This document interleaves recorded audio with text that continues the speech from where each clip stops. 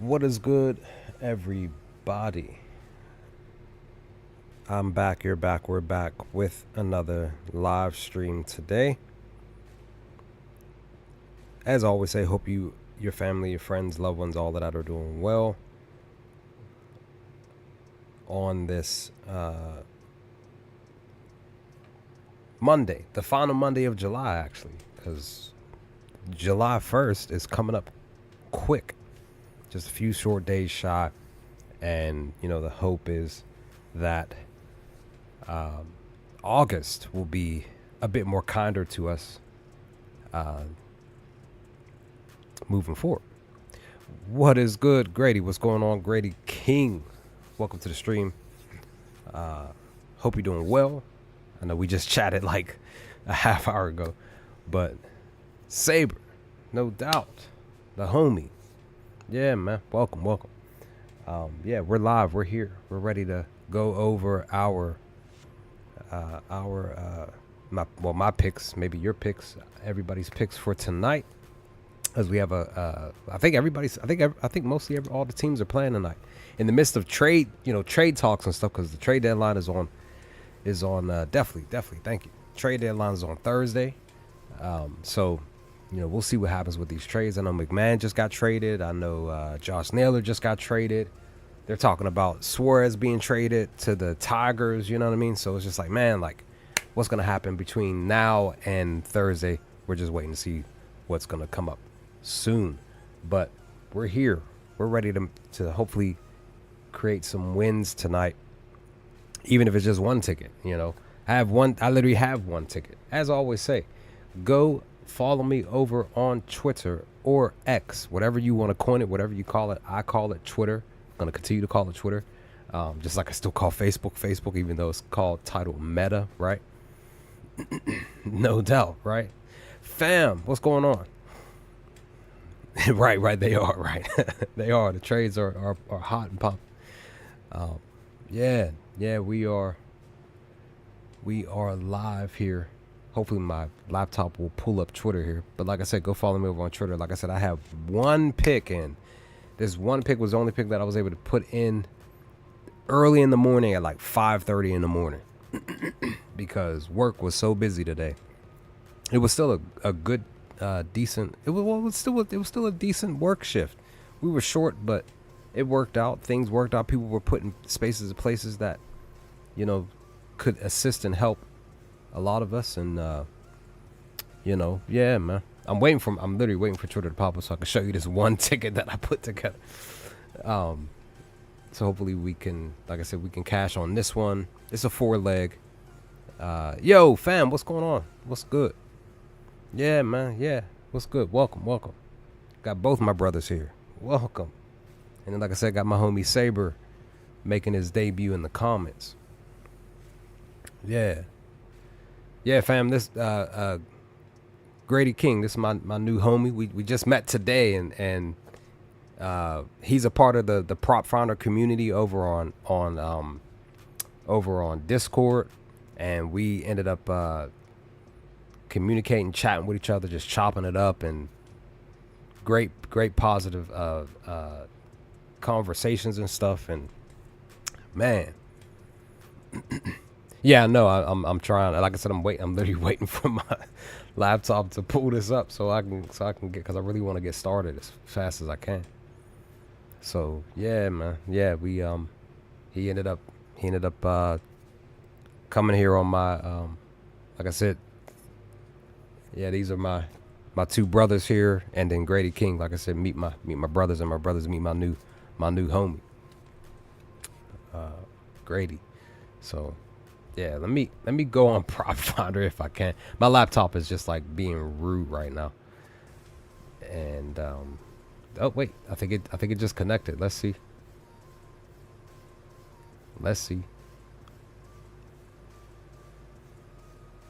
Yeah, I did. I joined the voice chat first. Yep, definitely did. Like I told you over the phone, been enjoying the voice chat, just kind of just like lurking, chilling out, listening to people's thoughts, what they thinking about the picks and stuff, their own picks, going over the info, all of that. So Oh wow.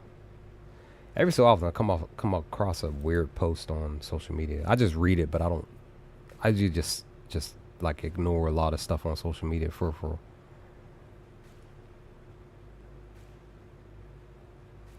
Come on, baby. We're like right at the cuff, so I can. So, all right, here we go. Here we go. Here's my page. Here we go. Fine. I just need to just scroll down two spots. Just give me just the two. Come on, laptop, because we're right there.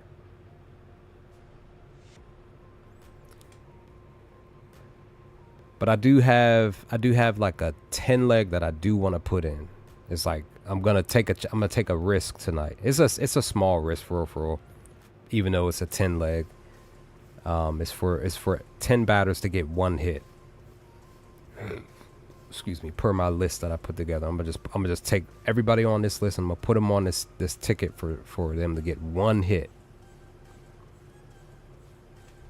All right, there we go. Finally, here we go.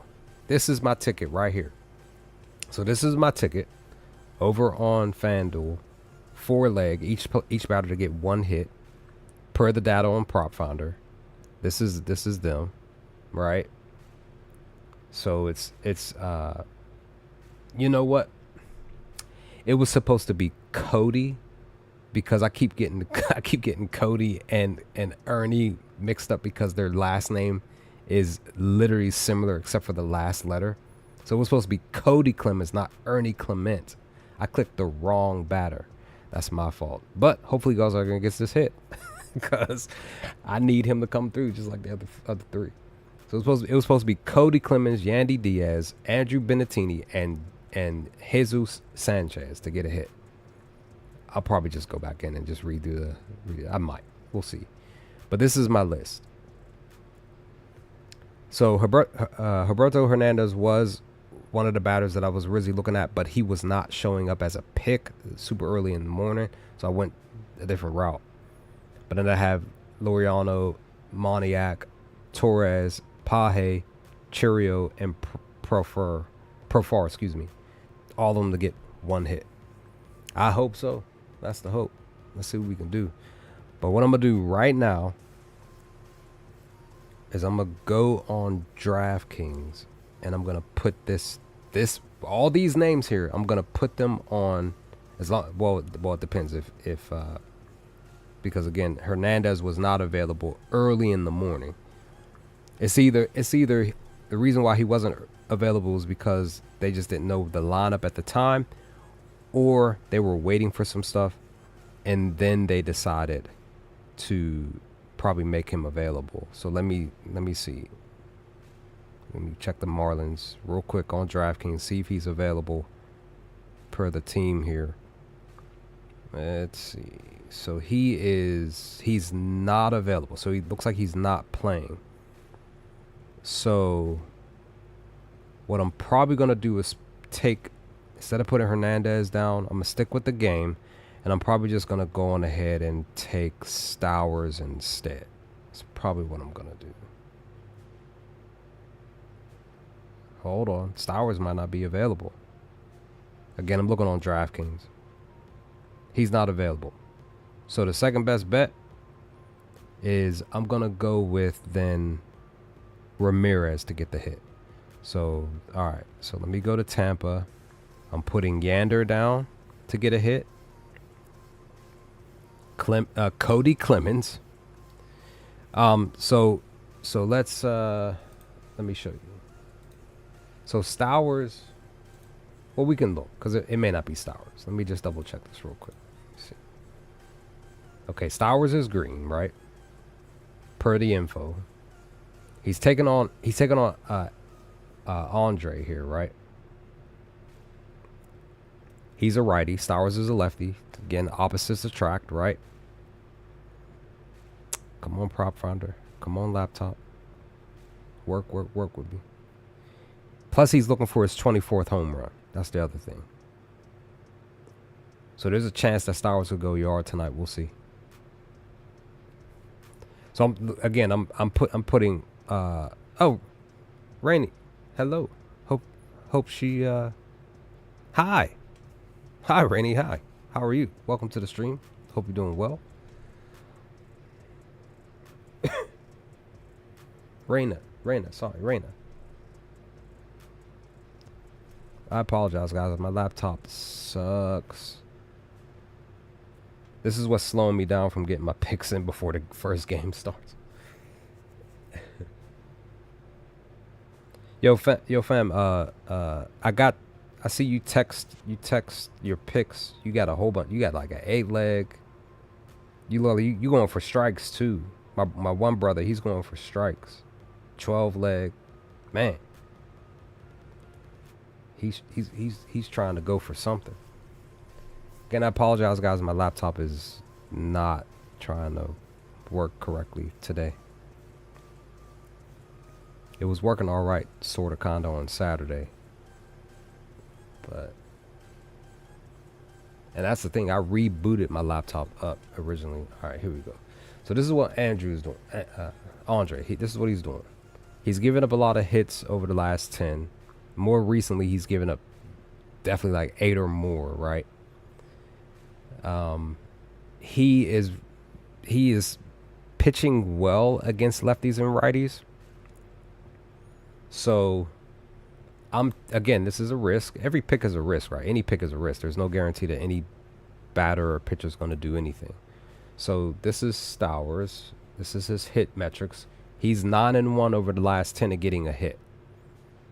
He has no info against Palante. Against the pitch mix, he is what 65, 45 maybe to the pitch mix, like a little bit more green than normal. Yeah. Definitely. So, but he's green, right?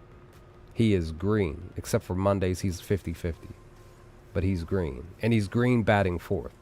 So I'm going to go on ahead and, like I said, I'll just take Stowers and add him to my slip. 10-leg parlay. Like I said, this is going to be my only big ticket. Everything else is going to be 2 legs or 3 legs for the most part. So, Yander, I have Yander on here. I'm going to put Stowers on here. That way, that'll be taken care of. He's a minus 230 for 1 hit. What was my other slip? It says show me the cheat code. Andrew Benattini. Excuse me. So Andrew Benattini. Sure.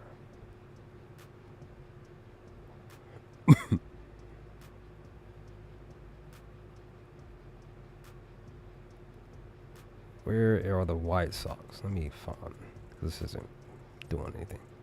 I have Outlier. I have Outlier.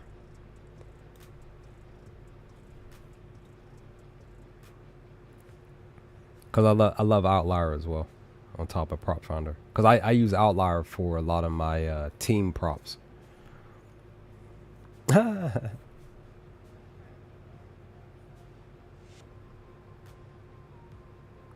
Where's the White Sox at?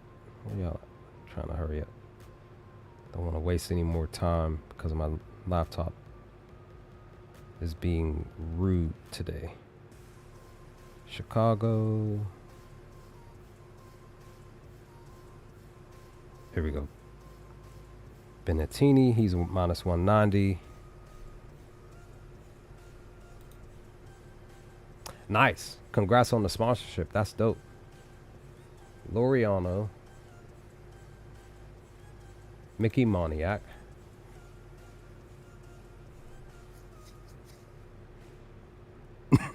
My homie Laureano, he been hitting for my O's.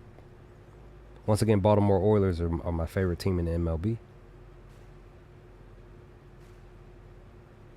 It's minus 205. Come on, baby. Don't do that. Don't hit me with the cheese. Oh, yeah, Moniak. Colorado.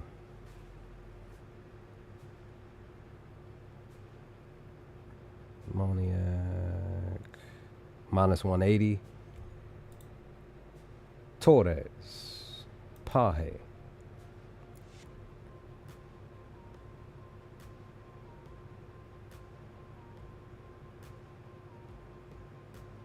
Torres. Come on out, Lara. Come on. Come on. Let's go.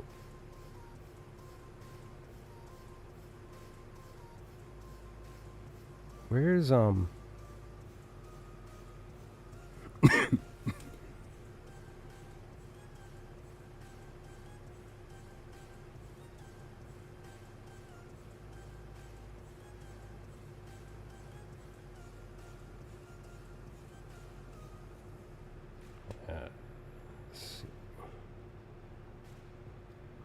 hold on. It's still booting up.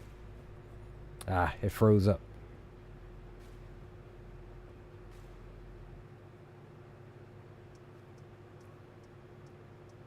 Plays for the Tigers.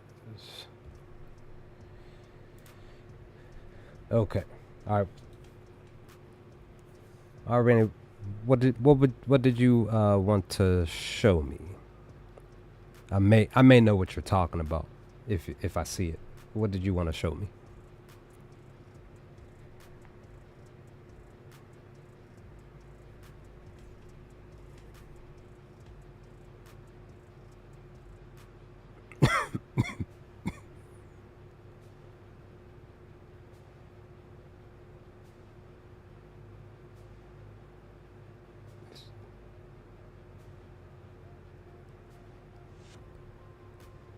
Where's the sorry, I'm looking for Detroit. Here we go. Detroit.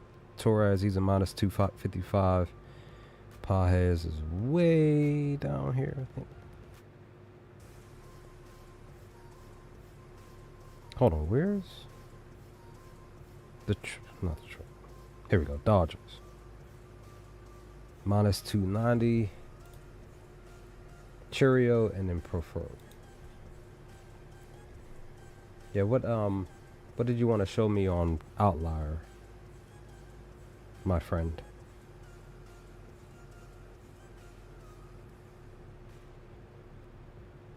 I'm looking for here we go. Brewers. Where's Churio? Here we go. Minus 245. And then last one is I forgot that fast. Prefer.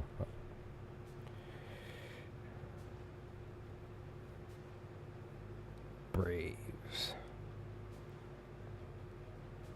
Because he been hitting a little bit lately. So I'm like, let me put him on this ticket, see if he'll come through for me. Minus 350. So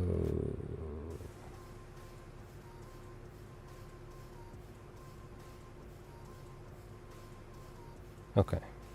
Plus 2242. That is the slip. That's not. Okay. All right.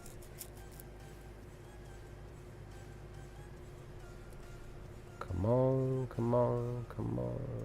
Oh, that's right. There we go. All right.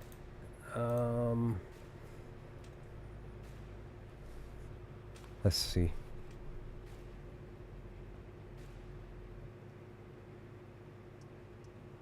So my O's are facing off against Chris, and then Zach is pitching for us. He's allowing the most to left-handed batters, which this Barger Addison he's come through for me in the past, right? But more recently, anytime I did put him on the ticket, he hasn't come through for me. So my hope that if I decide to go with him tonight on one of my tickets for, say, maybe 3 HRRs, that he'll come through tonight. He's usually getting 3 or more HRRs, over the last 10. He has a positive metrics against Zach in 4 pitches, 1 home run. Again, but Zach is actually pitching well against lefties in the midst of him allowing 14 home runs. Now, Barger is 50, maybe 50-50 per the pitch mix. Splits. Like I always say, I look at their average, I look at their slug, but I also look at the OPS. That's the on base percentage plus the slug connected together. So he is struggling on Mondays. He's batting well against righties. His OPS is 872, which is still great. Let's see what he's doing batting fifth. And he actually has a great OPS, which is 1.04. So if anything, I would probably still put him down for, say, 2 total bases and maybe 2 HRRs. The only reason why I would drop it to 2 is because he's struggling on Mondays. But that's if I decide to put him down. If anything, maybe Nathan, because Nathan's been doing this thing more recently with HRRs. Again, maybe. He's struggling against the pitch mix. So he's green at night, green away. Struggling on Mondays. He bats decent on versus righties. And he's batting well on batting first. And his OPS is great, 896. So he too, let me see. Let me look at his metrics. Line drive is low, but his ground ball is high. Hard hit is still decent enough. Again, the hard hit should be higher if you're looking for like a batter to go home run wise. But I don't know. But he hasn't been getting under the ball more recently though. That's the other thing. So I don't know if I want to take Nate now because looking at his stuff. Let me look at Bo. Bo has been a HRR machine, but he's struggling against Zach currently in 61 pitches, only 2 hits. So maybe not Bo. And he's struggling on Mondays.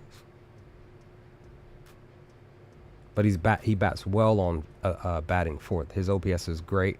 Literally 1.00. That's great.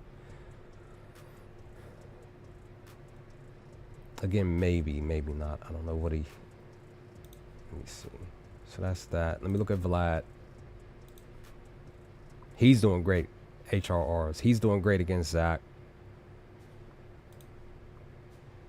Even though he's sort of struggling against the pitch mix.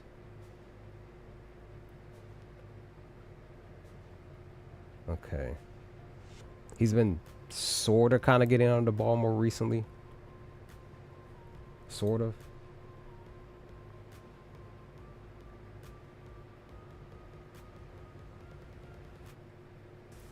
So his only, like, technically he's green all across the board, all across his main splits. But the best one that he has is batting third. Literally just a point shy of 1.00. There's still a chance that he could probably go yard. One of the main reasons why is because he actually has great info against Zach.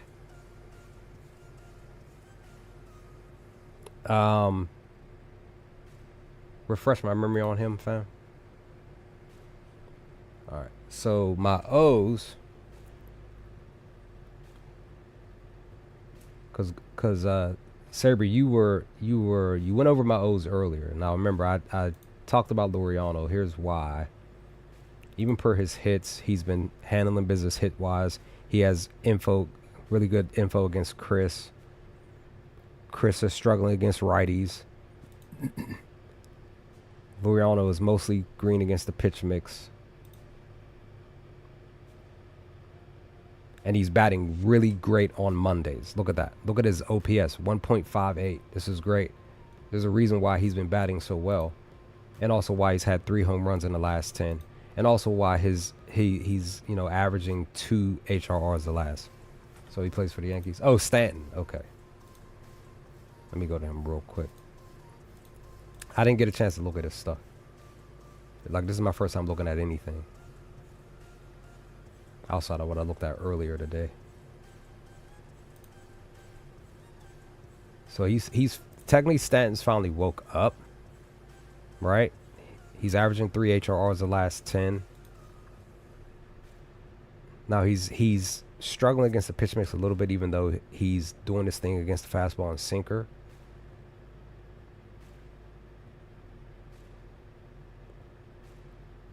Mondays, righties. So Monday he's batting great, and batting fourth he's batting great. Both his OPSs are high, 975, 800 something for the position. I would take him for HRRs for sure. He's DHing too. Now David, he's not allowing a lot of hits though, even though he's struggling against both left and righties. But at the same time, he's not allowing a lot of strikes. It looks like he's more of an outs type of a pitcher currently, where he's not getting a lot of strikes. He's not allowing a lot of hits, but he's still probably allowing, at least pitching wise, the batters are getting under the ball, but not so much to where they're going out the field. So if anything, he may, because again, Judge is not playing. He's out for like a week or something like that. So if anything,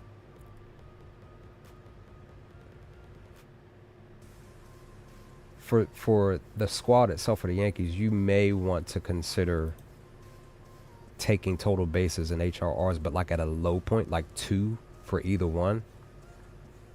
Just because Drew may not be giving up anything. No, like Yankees may not hit a home run at all. Or the Yankees might go off on him tonight, because we just don't know what's going to happen tonight. Yankees could go out here and score 10 to 15 runs tonight. Or they can score 1 run tonight. We don't know what's going to happen once the game starts. I'm looking at Jazz real quick because he was coming through recently. Jason came through for me. Here, he came through for me on the 23rd, so that worked out. All right, so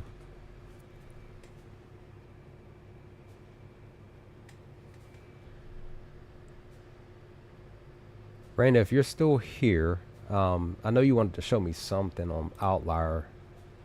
If you're still here, you wanted to show me that. I'm willing to check out what you were talking about. Let me look at Cody, because Cody decided he wanted to start hitting again. Now he's super green against the pitch mix. No, my fault. I'm looking at the wrong thing. He's not super green, but he is mostly green. But he's green against the bullpen and all of that, so that's good. He's still been sort of kind of getting under the ball. It just hasn't pushed the 300 mark, though. That's the only thing. He could be on a trend, too, if you're looking at the info since, like, the 19th. Like, he got like 3 or more HRs. He didn't get it on the 20th. He got on the 22nd. He didn't get on the 23rd. He got on the 25th.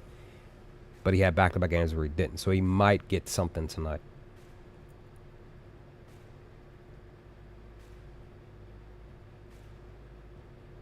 Okay, he's 50-50 batting third. But his slug is good. It's 507.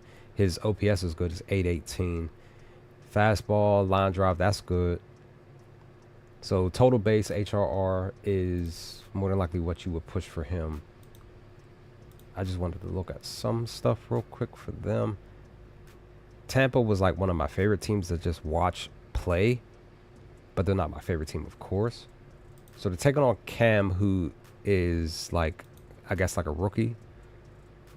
So I would pit him against Aranda, even though Aranda he's due for a home run.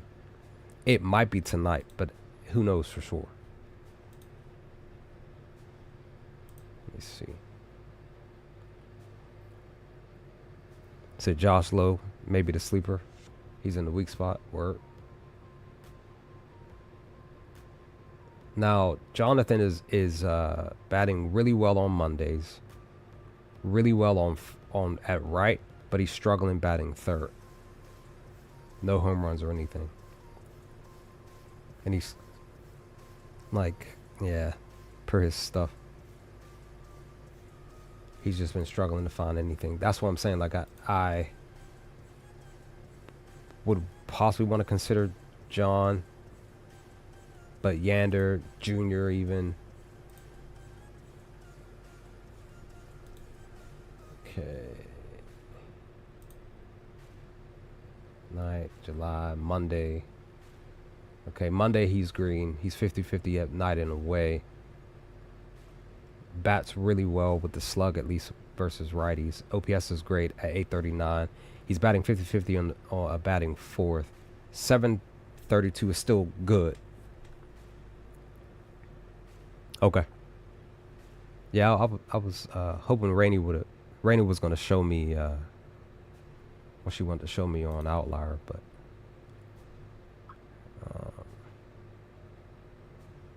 okay, cool. That'll work. All right. Let me look at Colorado, Cleveland, because for Colorado, Moniak has been like my target batter. Goodman and a little bit of Tyler. So Moniak, this is what he's doing. 3 home runs the last 10. He's been a HRR machine basically the last 10. He's basically 8-2. He's had back-to-back games where he couldn't find the ball. He has a positive stuff against Slade in 7 pitches. Let me see. So then, plus, he still pitches well against lefties, though. But I took Moniak simply because of his... What was the reason? It was because of his stats the last 10. But then also his Mondays is really great. He's super green on Mondays. Come on, laptop, come on. I just noticed he's 1-2 in March.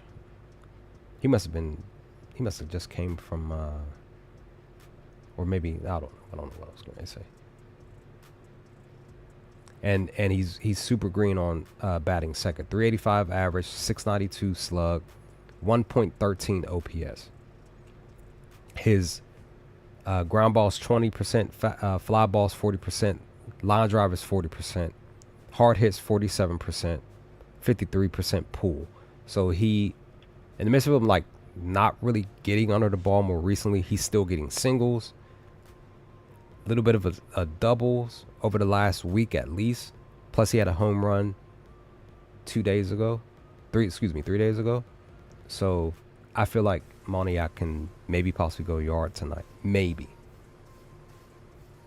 Because plus Slade is allowing 7 home runs to the left-handed batter.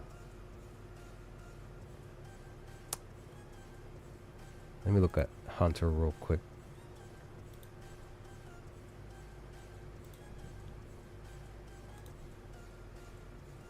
Mostly green against the pitch mix. Even like his WOBA and stuff isn't green. The only thing that's down is his OBP though. And he's been struggling to get under the ball more recently. That's the only other thing. But he's batting great on Mondays. Look at that slug. 868. 1.15 OPS.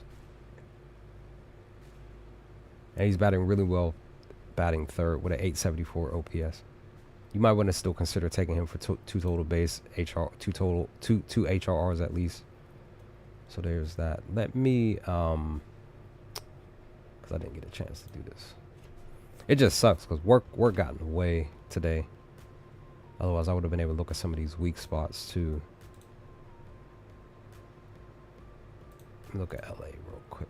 Because Chase Burns, the rookie, he's pitching tonight. And Yamamoto's pitching tonight.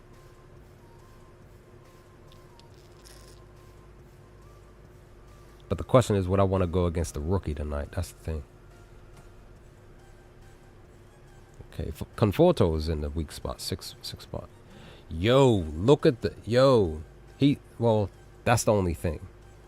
He pitched one time against whatever batter in the 6th spot, and that batter hit 2 home runs against him. I wish I knew who that was.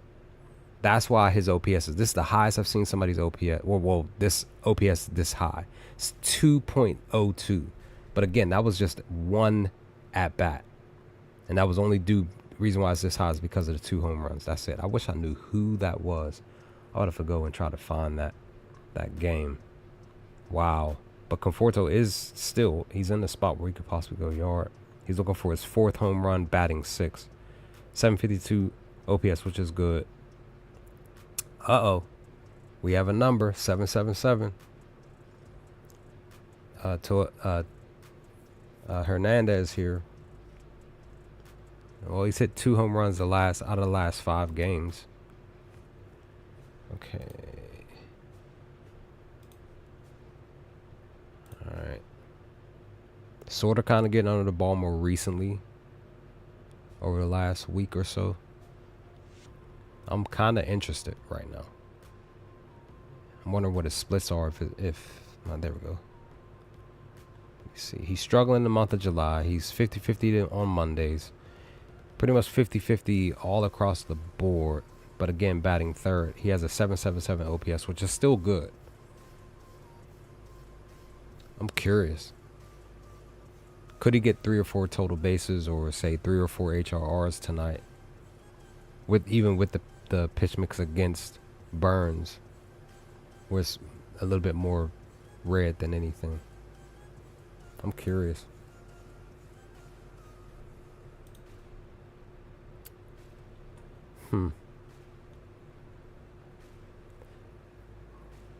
Freddie Fred. You said you putting Hunter on a ticket. Nice. Oh, there goes my laptop again. I apologize. Maybe it'll work now. There we go. Okay. McLean. This cat came through, 2 days in a row. He had 4 HRs 2 days ago, 2 last night. He's struggling against everything. Shohei's always green. We were me and Grady were talking about that on the voice chat about an hour and a half ago. Shohei's like all him, Judge, Will Smith. Where's Will? Where you at, dude? Oh, Will's not playing tonight. He's not in the lineup tonight. But yeah, Will Smith. What about Austin Hayes? So he's getting HRRs. He's doing better. He's a righty. But he's struggling against the pitch mix more than anything. Let me see. July. He's batting great on Mondays. Decent enough versus righties. Decent enough versus batting fourth.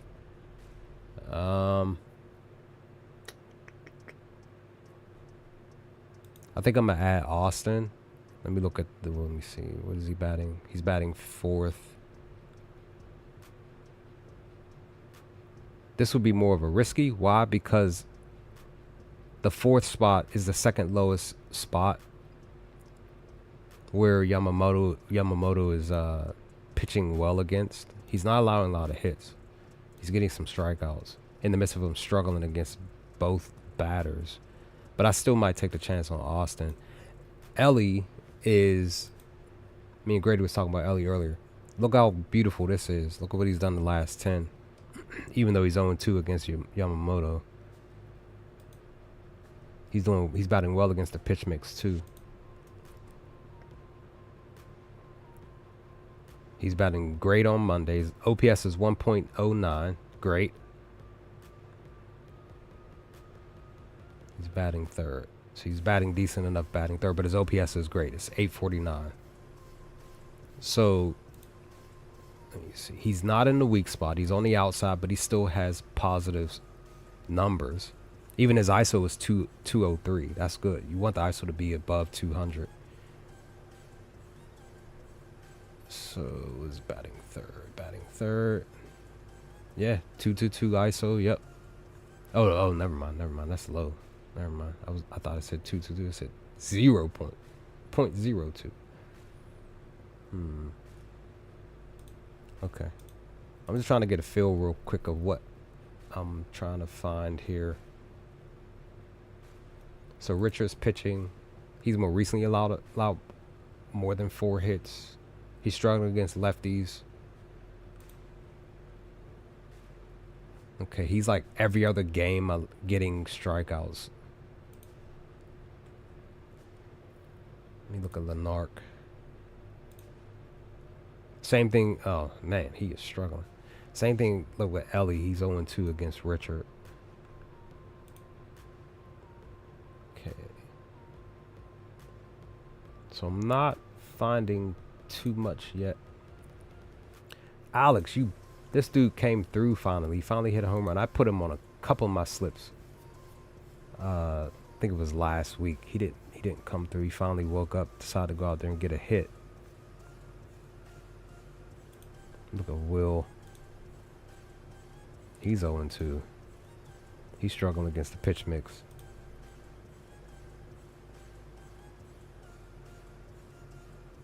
I seen he's gotten what, 2 singles, a triple over the last few games, more singles. So he's been hitting. Willie's been hitting.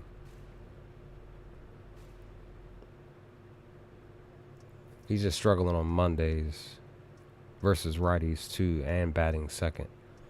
But again, he's been mostly hitting, at least getting singles at least.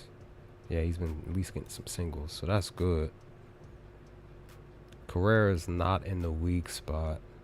Oh, so Richard's best spot to target is batting 5th. Why? Because the OPS is 1.22, and Royce is in the spot. He's batting fairly well in 5th, even though his OPS is down. More recently getting total base. More recently getting HRRs, basically 3 or more whenever he does get them.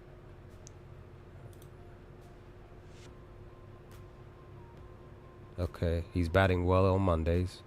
Struggling versus righties, but still batting 5th. He's doing good. So I might consider taking Royce for 2 HRRs tonight.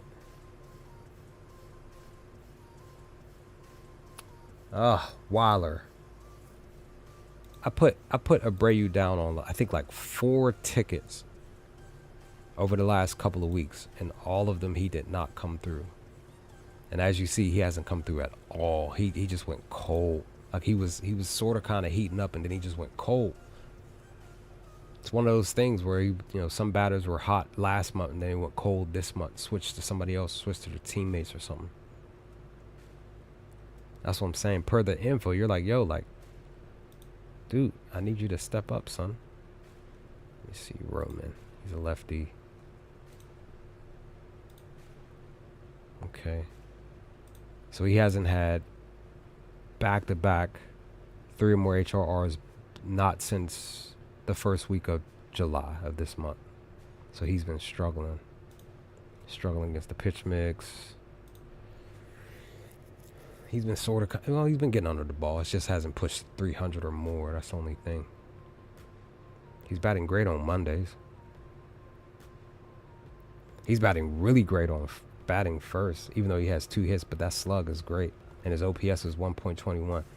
No home runs at that. So she had 1 bagger, a triple, RBI, walked twice, struck out once, in just those 7 at-bats. So I'm curious. I'm kind of curious. Maybe I want to put him down for, I'm interested now on this one. I just might want to take him for HRRs tonight. Now, he's not allowing a lot of hits, though. Torque.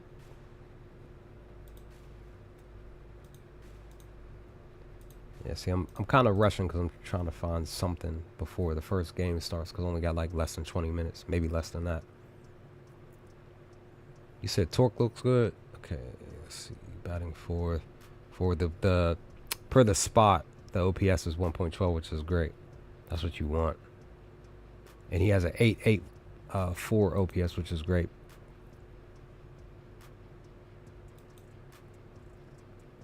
Now Rodriguez pitches well. He pitches even better against lefties.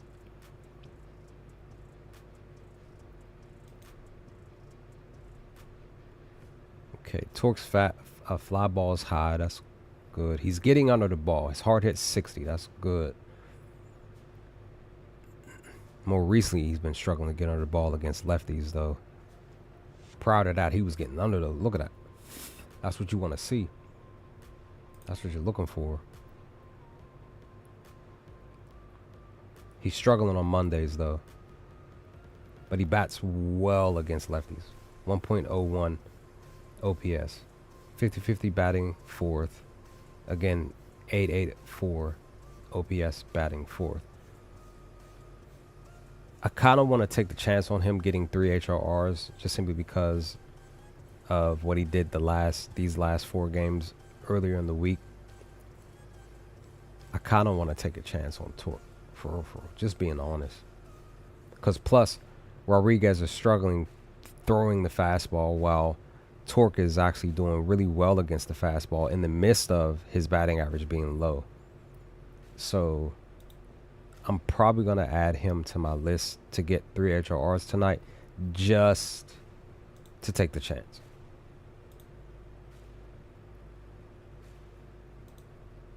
Just take that risk. What time is this? 6. Yeah, so I gotta hurry up.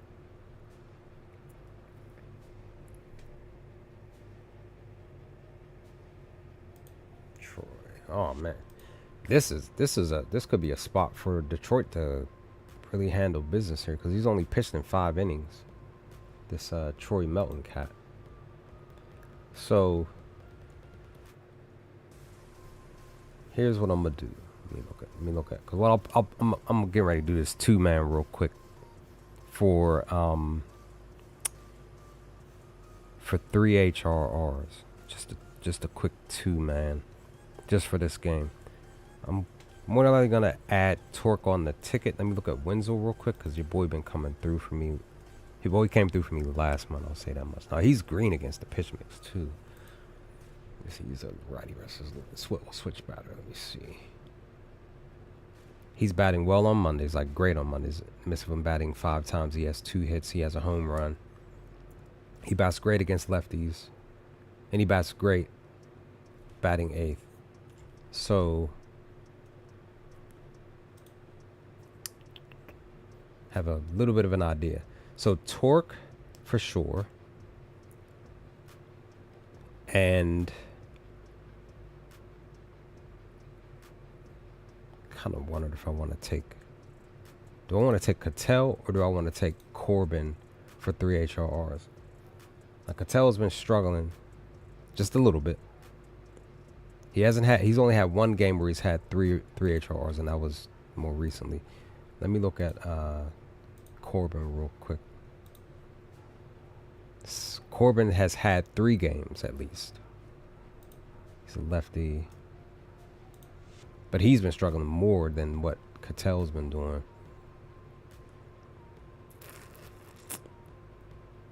So he's batting great on Mondays. He's still batting pretty much well on versus righties and batting first. Let me see.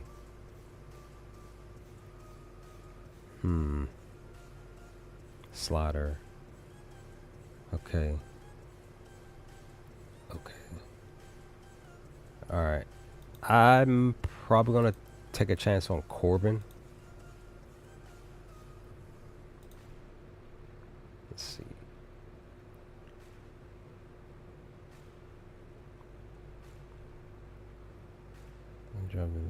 Okay. Let me relook at Corbin real quick. Yeah. Let's take Torque and Corbin for 3 HRRs over on DraftKings. I just got to relog back into DraftKings. That's the only thing. This is a 2-leg, real quick.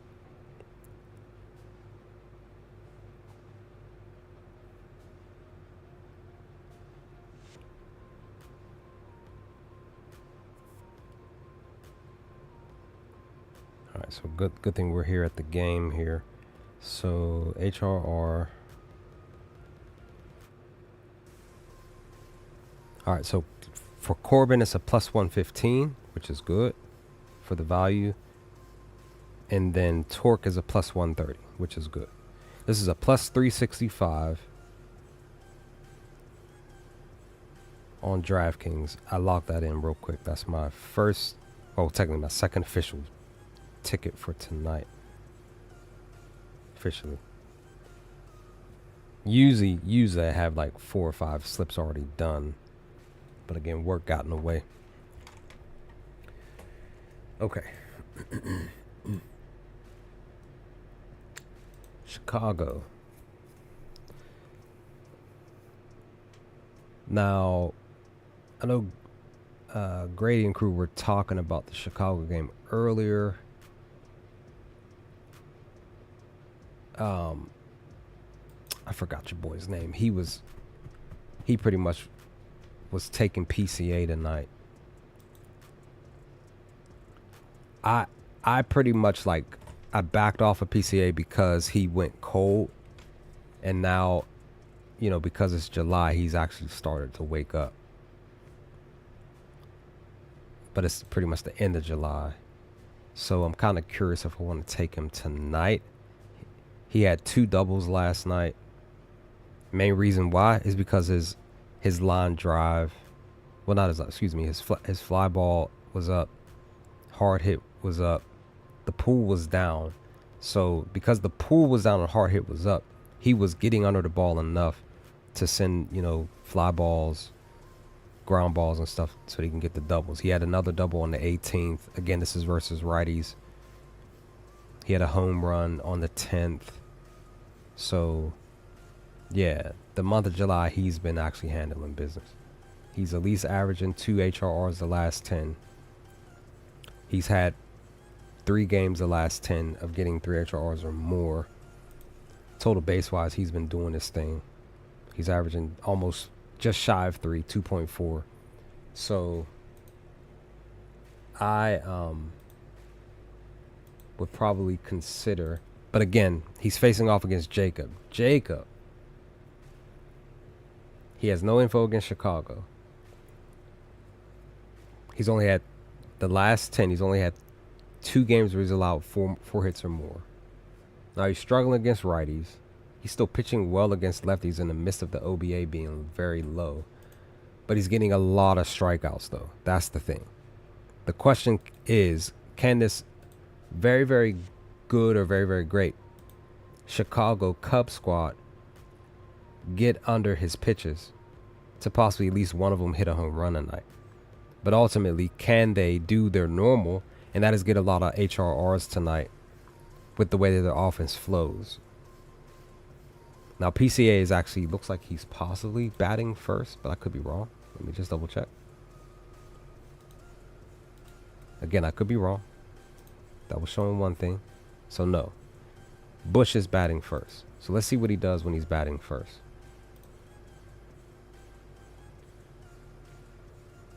And he bats well against righties.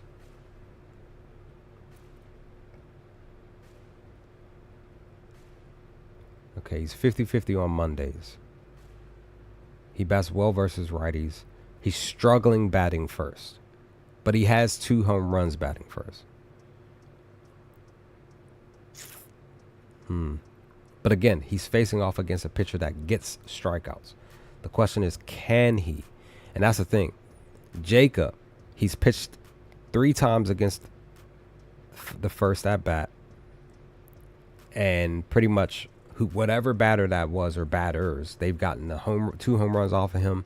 The OPS is very high, 1.28. Technically, it's the highest per the whole batting order. And second, same thing, OPS is high, 114. All of that. So him and Kyle are in those spots. They're lefties versus a righty. The question can become, will these 2 get 2 to 3 hits tonight? Say 2 to 4 total bases. Say 2 to 4 HRRs. Will they strike out? That's the question at hand. Tucker's doing better at second, and then Suzuki's doing the best at third, and he's not even in the weak spot. Okay, give me a moment. Okay. Suzuki might be in one of the best spots because he's batting in a position that Jacob technically has shut down. Let me look at it.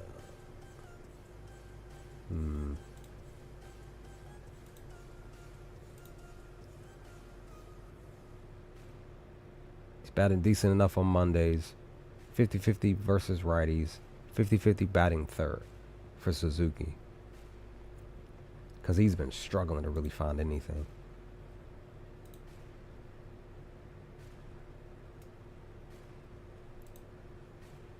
say White Sox. Okay, Vargas is in the weak spot.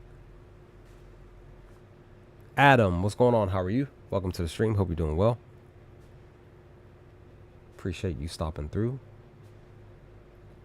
Okay, the 4th spot is in a great spot. Technically, it's the best spot against Christopher, who allows a lot of hits. Technically, 5, right? He's struggling against lefties.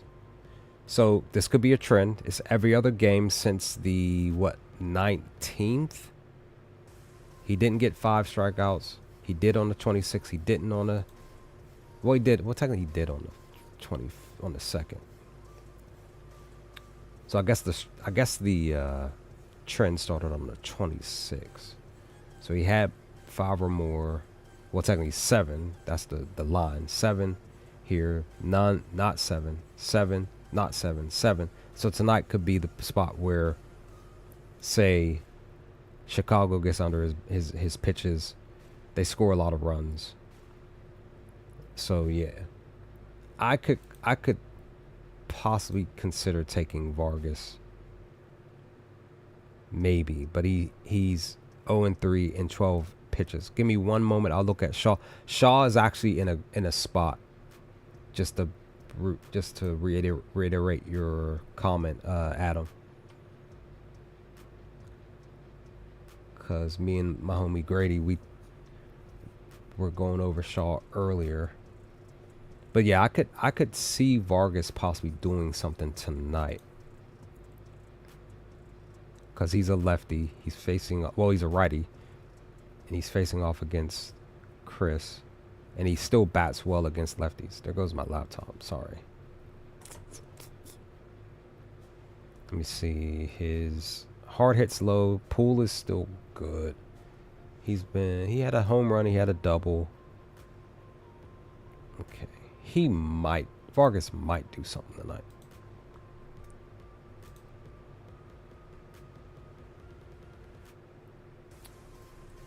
Come on, laptop. We were doing so well, then you decided to do something. You see, like all the White Sox. That's what I'm saying. Like the White Sox could technically go out here and score like 8 runs tonight.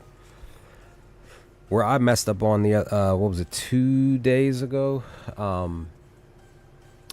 My Baltimore O's were favored in the game, but it was a game we scored 18 runs. Because I take what I do on FanDuel. If you don't know about this on FanDuel, when you go to correct score on FanDuel, whatever game you click on, you click on correct score. You would click on see all for whatever team that you feel like can score a lot of runs. You scroll down until you see any other score. When you click on that, that means that you're betting on the team to score 9+ runs and win the game. When they do that, that means they covered your pick. So even if say the line is say plus 370 or something, that just means that the books believe that team has a high chance to score 9 runs. And that's exactly what we did. We won 18-0 in that game, putting up a whole bunch of numbers because I definitely believe that we could have that high chance of doing it. I just had that gut feeling, and that's exactly what we did. The problem with the bet is that I did not take it straight up. That's the only thing. So Shaw was batting 9th. Okay. So here's Shaw. He's every other game. This could be a trend too. He's every other game hitting a home run. He might get that home run tonight. But his HRRs are practically perfect. Look at that. So you see he smashes lefties. You see you took the team total over. Nice. Plus value. Nice. Great. What was the actual line? Do you remember? For that plus? Let's see, Mondays. Yeah. So Shaw's his best spot is specifically the day. Now he still has decent numbers at night. But the day, specifically Monday, he's batting really well. Everything else is just low. The question becomes, can he get some singles, doubles, or whatever? That's the question. Hard hits low. Pool is decent enough. Line drive is actually great. Because he just might get, because he's had 2 doubles the last 10. Some singles were earlier last week. But again, more recently, his HRRs have been up. So he might actually get 3 HRRs tonight against Jacob. Again, Jacob might just shut everybody down. Shut the Cubbies down. He just might. All right, so... Oh, you said look at... All right.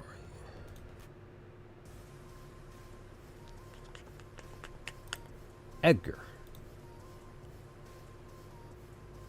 Okay, he hasn't had 3 games. Let's see. Last 10, he hasn't had 3 games of, as far as total bases, he hasn't had 3 games, not even the last 20, of getting at least 2 total bases, 3 straight games. He's only had 2, basically back to back. He's struggling against HRRs. He's batting great, like you were right, Adam. He's batting great against lefties. Now his hard hit is up. His ground ball is super high, and that's probably why he had 3 singles straight in 1 game against Clayton alone. That's probably why he's been more of a single machine more than anything. He had 4 singles in the last 48 hours, though. Well, technically 72, really, to be honest. I'm curious. He's struggling against the changeup. Okay. I'm kind of curious about that one, though. Let me look at Lewis here real quick.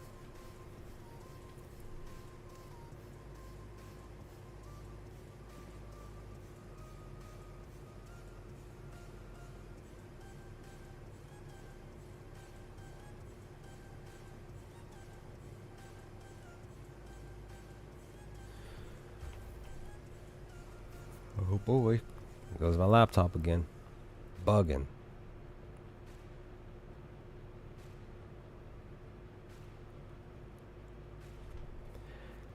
So I haven't done this pick in a while, just popped in my head. I want to try to do one tonight. It's probably just going to be 1 pick. It's going to be a 2-leg parlay for 2 batters to get 5+ total bases. I hit on one of those. Well, technically it was 2 tickets. This was 3 weeks ago. And pretty much all that money I used for my bets since. I basically turned I turned $2 into $109 per the pick that I just mentioned. I hit on 2 separate picks. Just put $1 down and won, like I said, in total, $109. The only thing is I did have $20 on me that day. I should have put $10 on both tickets, and I would have won over $1,000 that night. I remember. I was just like, dag. But I just, I was like sort of kind of testing stuff out at that time too. So it was just like I didn't want to take the high risk of losing the 20. That was the other reason why I didn't put the. Now he's batting great against lefties and batting 6. In the midst of him struggling on Mondays.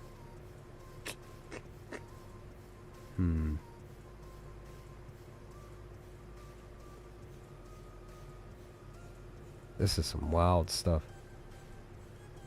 This makes me want to take him for maybe 2 HRRs tonight. Maybe.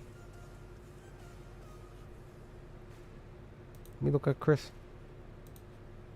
He's allowing hits. He's every other game getting strikeouts. Well, technically, he's still getting like 5 or more. I'm curious. I'm really interested in Lewis. So Colson, I'm like dag. So he had these 3 games, right, where he had a home run every 3 straight games, and then this is when I started betting on him. Was on the 26th. So there's that. You got him for a hit. Nice. Oh, okay. Plus 120. It just popped in my head about my question to the thing. Okay.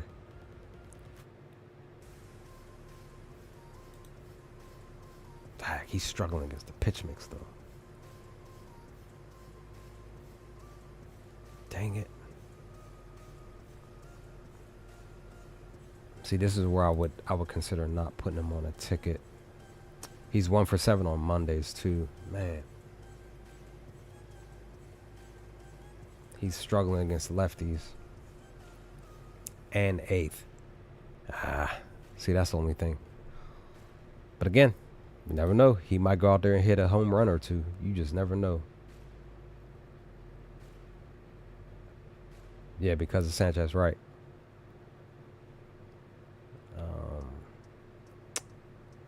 Oh, Nick. Didn't you go yard? Yeah, you went yard yesterday. How many total bases do you have? Just 4. He doesn't have any HRR info, though. That's the only thing.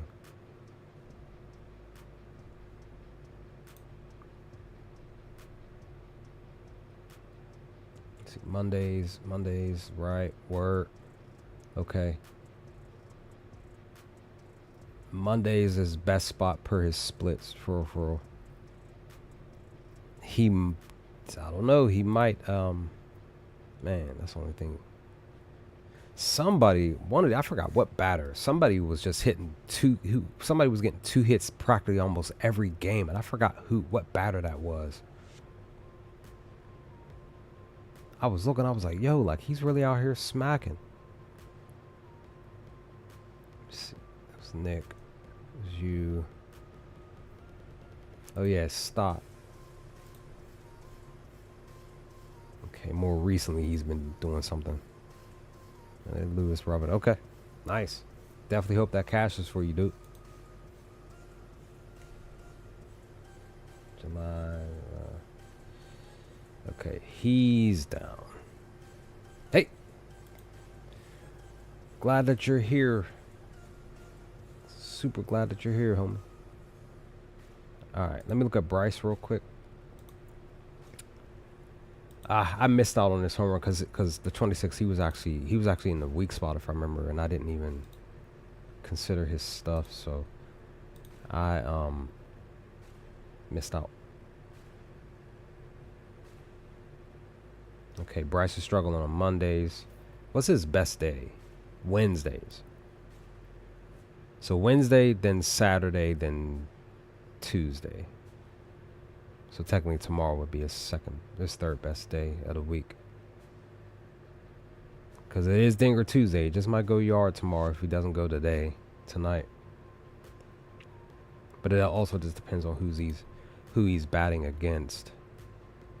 And of course, Kyle, Kyle is just Kyle, right? He, when he decides he wants to start hitting whatever and hitting home runs, he does it in Kyle fashion.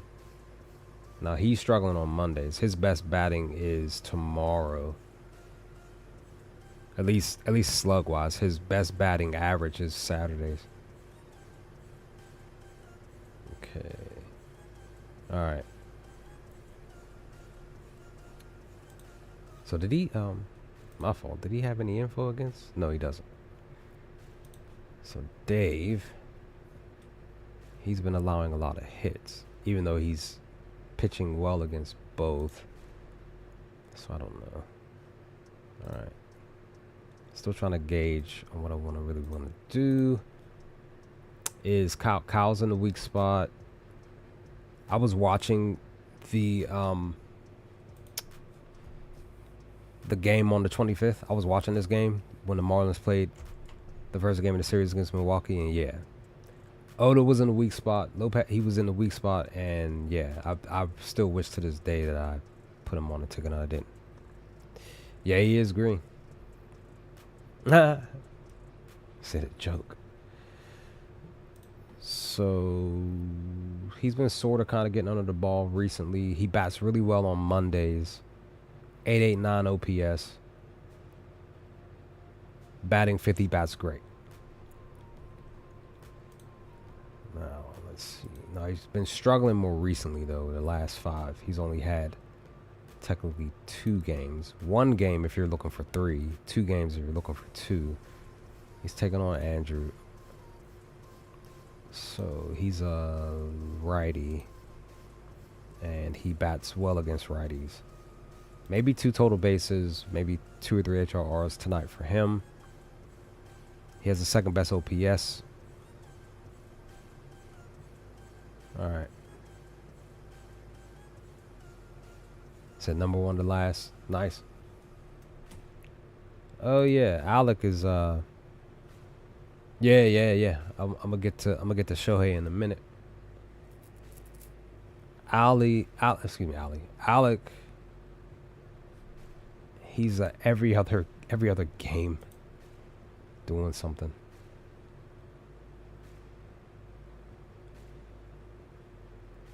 Okay. Now he's been getting under the ball a little bit more recently though. So Brandon. Yeah, I did. I can go back to him in a second. I did. Schwarber looks like he could do something too. Like I just looked at Schwarber just like maybe 5 minutes ago. Maybe a little bit less than that, maybe 3.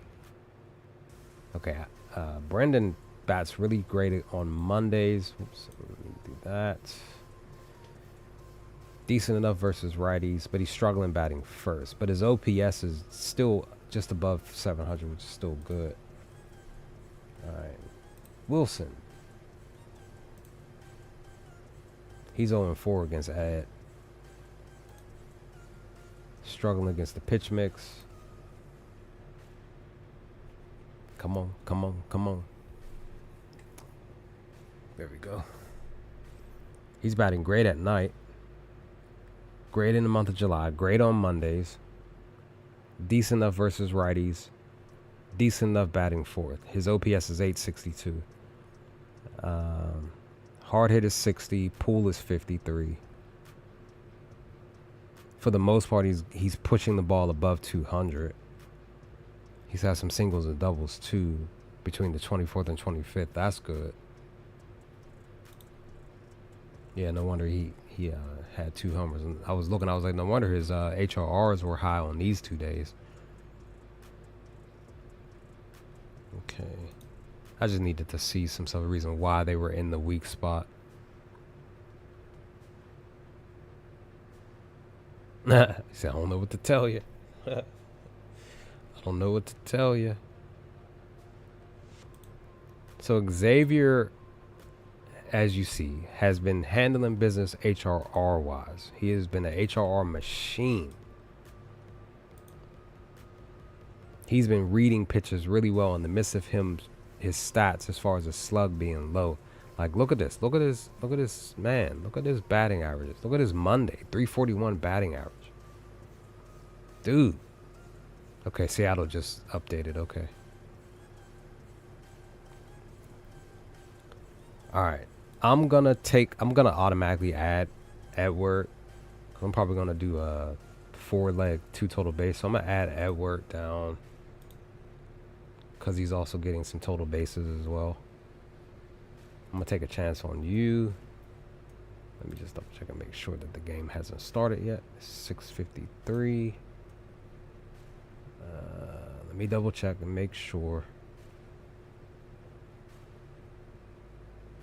Doesn't look like it did, but okay, 7:45. All right. So, what did you say? You said, where's Philly? Philly. Yeah. So Schwarber, because again, like I said, we just looked at him. Look at what he's doing, even against the White Sox bullpen. Like, dude. His hard hit is 73. Pulled is 73. Like, he's getting under the ball. That's what you love for a batter that's, you're looking for home runs at least.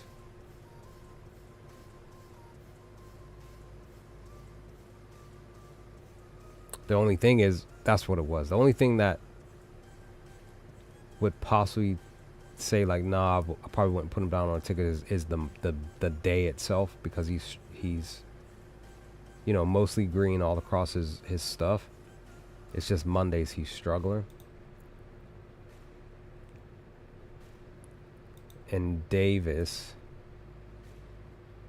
he's allowing hits, but he still pitches well against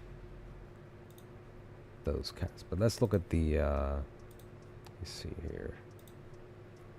So in the midst of all that, Kyle still bats really well against the four seam, but he and the changeup. So he's batting well against both because those are his two top pitches. Even the cutter. So you could still possibly take Kyle for a home run. Best value is over on BetMGM if it'll allow me to show it. I don't even know why I even clicked on it. I should have pulled it up on my phone. This is just slowing my laptop down. Keep forgetting about that. Oh shoot, I forgot about my one ticket. I have a WNBA ticket in. It's pretty much me taking a chance on the Connecticut Sun. They're taking on the Seattle Storm tonight. I took their team total first half points over. It was 36.5. I think it was at plus value at the time on FanDuel. They're actually 2-1 the last 3 games of going over that number against Seattle the last few games that they played against them. And at home, they are actually, if I remember correctly, they're either 3-1 or 4-1 at home, getting of going over their team total stuff. So just throwing that out there. I just put $5 change down to get back almost $20. So we'll see if that cashes. The hope is that it does. All right, Washington. They're taking on Fromber, who allows a lot of hits. Does he get strikeouts? He sort of kind of does. He's struggling against both sides of the batting order, though. And he's struggling to really pitch. So CJ hit a home run yesterday. And he had 5 total bases. And he has 6 HRRs. He's only 0-2 against Valdez. But he's still batting pretty much great against the pitch mix. Because James Wood is just cold when it's pertaining to home runs, HRRs, total bases. Your boy just fell off right now, currently, where he's at. And he is not batting tonight. So I'm kind of curious if Washington's even going to possibly win this game tonight.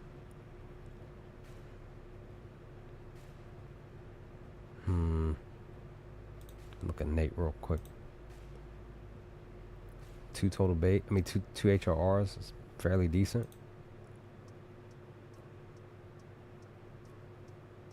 Now he's been struggling.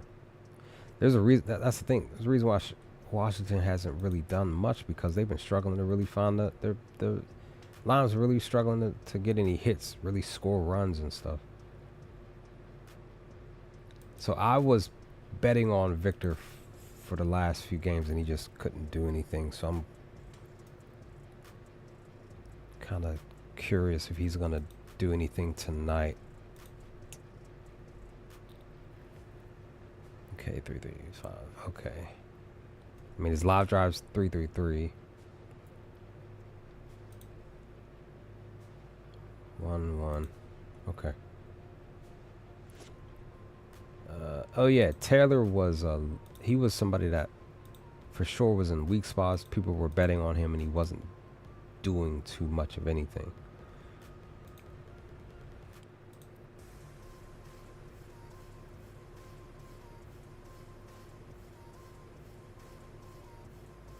Okay. He's actually batting well, batting first. His OPS is 1.04. Back-to-back games of singles, which is good. He had 2 singles on the 24th.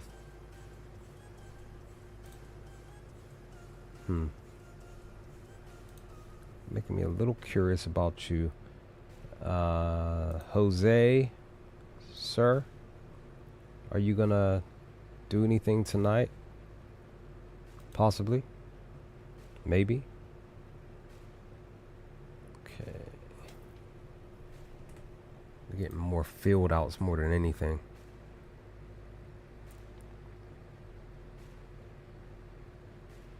Okay, he's struggling batting second.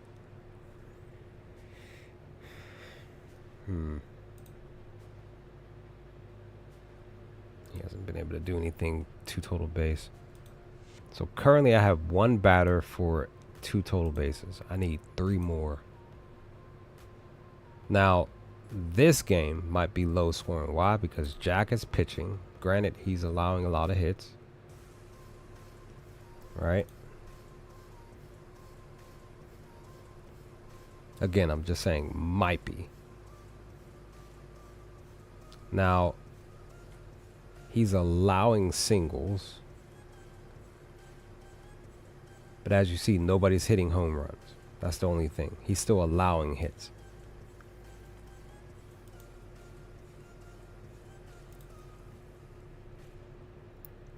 And then Jacob, who he does get strikeouts, still allowing some hits though. That's what I'm saying. I feel like this game could be a low scoring game, but maybe come close to the over. Maybe. Or it could still go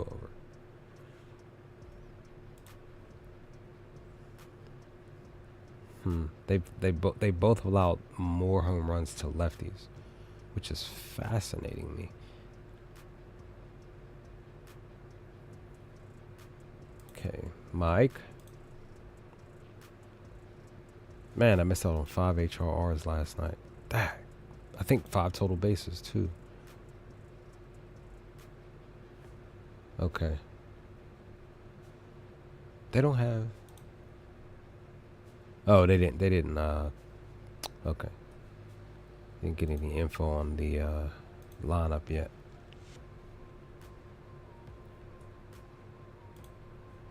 Looks like Neto's the most green. He's positive against Jacob in general, and 16 pitches thrown to him.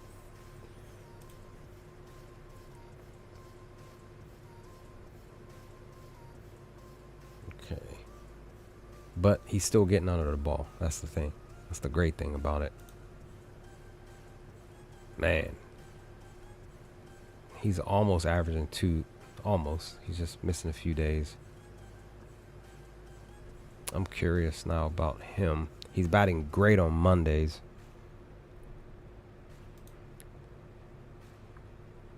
But again, he's batting against Jacob. So, just wondering if maybe I take for 2 total base Xavier Edwards and Neto. If I do that, take a risk with Neto because he's a righty. So Dylan's pitching tonight. Okay. Frankie, he's pitching. Okay.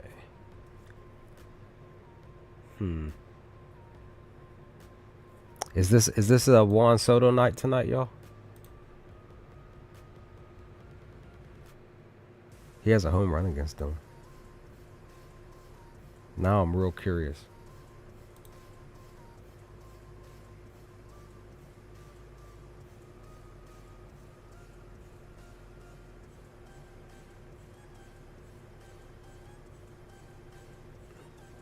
Man, he's been getting under the ball against righties.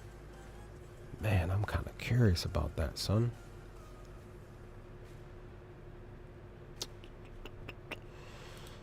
Is Soto going to be on the home run spot tonight? Let's look at Pete. Pete is technically like due like all the time. It's just like you're like waiting for him to kind of wake up.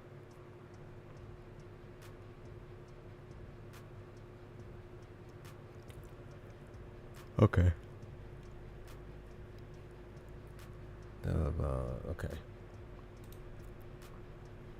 All right. So I'll say Juan for sure is a spot. What about Manny? Because Manny, he at least got HRRs. I know that for sure. Now he's struggling against Frankie, but the pitch mix he bats well against. Sorta kind of been struggling to get under the ball more recently, the last few days, last few games, but he's still, per his data, he's still green all across the board. Like, no wonder his HRRs are sitting where they're at.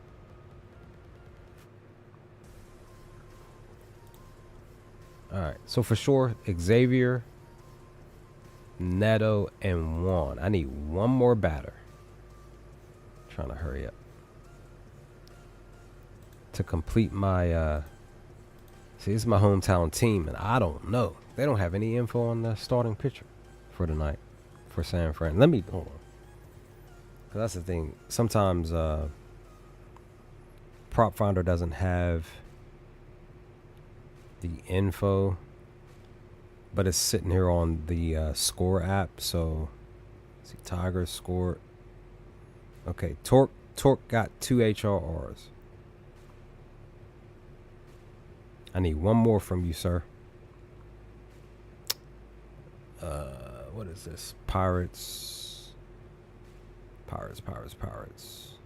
Okay. What is his name? Carson. That's right. Rookie. Pirates are facing off a lefty.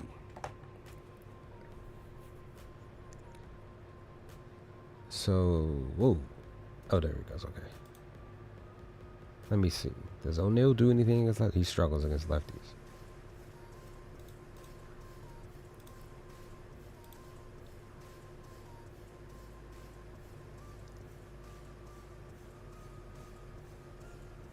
Let's see. He has one. I don't know why one home run popped on my head when I was like, what is he doing against lefty? Maybe hitting one. It popped on my head and it's right there. Like, it's true. Okay. Brian. He's actually batting well against lefties. It's just his batting average is down.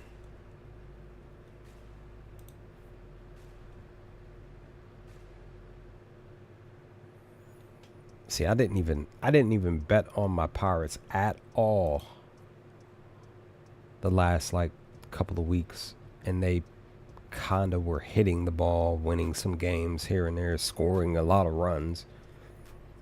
And I'm like, y'all are doing this against the best teams and then losing badly against the worst team. It's just like, man, like, come on, buckos.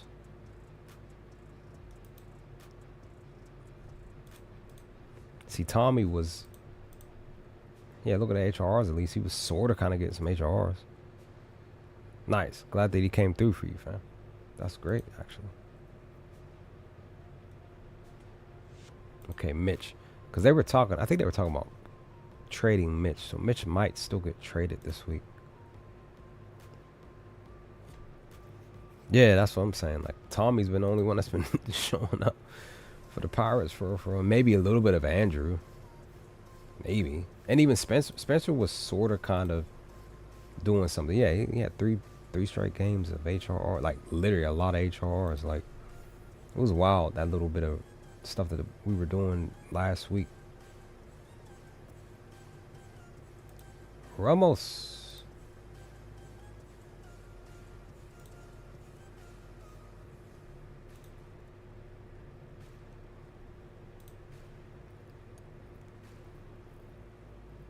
Okay, he's struggling on Mondays. He's batting fairly decent versus righties and batting first.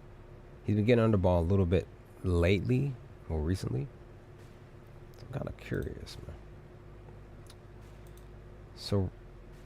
So Devers, sir, you're at least getting 2 HRRs, the last 10, right? Now you're struggling against Mitch's pitch mix. Struggling on Mondays. You're doing fairly decent versus righties and batting second. Sir, I'm going to need you to do something. If not tonight, Maybe in August.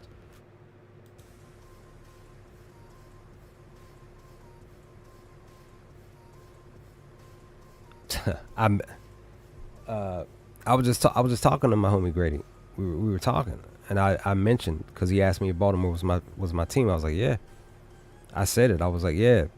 Gunner, we were talking about Gunner, how Gunner was he fell flat for the squad, but Westberg's been hitting, Holiday's been hitting, and I even mentioned, I was like, Mullins, he been batting at the bottom of he been batting at the bottom of the order. He's been hitting, and look at that, he hit a home run, and Mayo hit a home run. Look at that, man. I didn't even think to look at Chris today, and I should have. Let me see.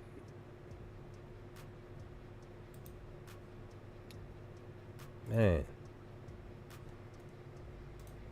Missed opportunity, guys. Like, he was mostly red against the pitch mix. Now, he was green on Mondays, but red everywhere else. See, that's the thing. Me looking at all this stuff, I would have been like, yo, I would have probably still put him down for at least 2 total bases. I didn't even look his way. Had I looked at his way, I would have at least probably put him down for 2 total bases because of the day. More than likely because of the day. Let me look at his StatCast here. See, even his hard hit and his pull is good. Like, his pull is definitely better than his hard hit. Metrics is fine, right? But when you even look at the last several games against righties, he's been getting double, single, home run. So he, like I said, he's been doing the job for us. So he did his job again tonight so far. He might get an extra hit, then will cause him to have 5+ total bases, and it was a missed opportunity tonight. So it just missed out. What can you do?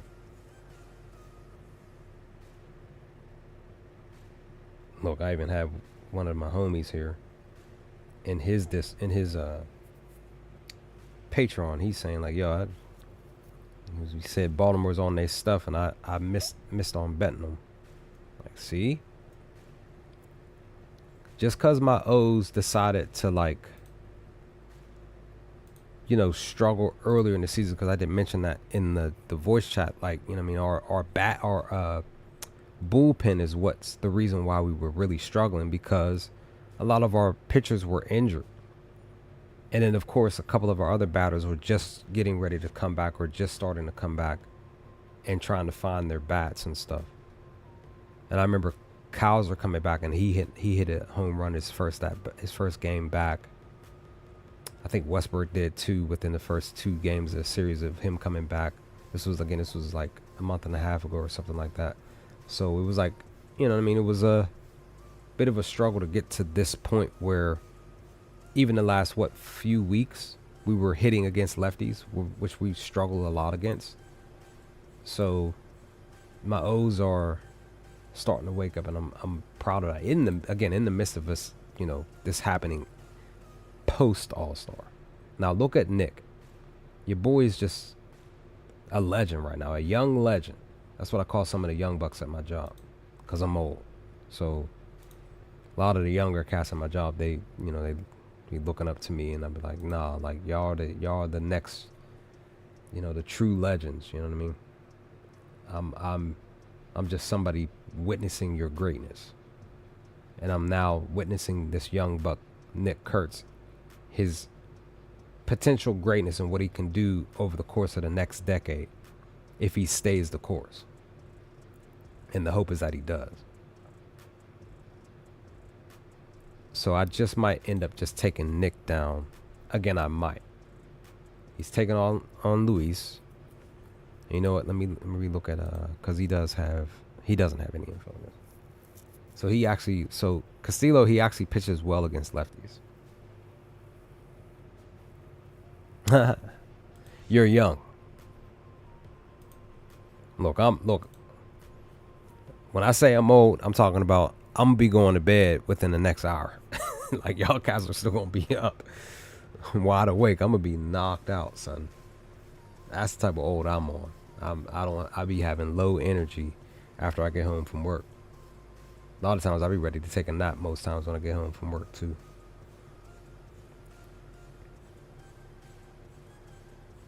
And that's the thing, I did change up my diet some. I cut out eating bread a lot. Slowed down on the sodium as far as eating bacon and stuff like that, because I used to eat that a lot at work. Eating more fruits.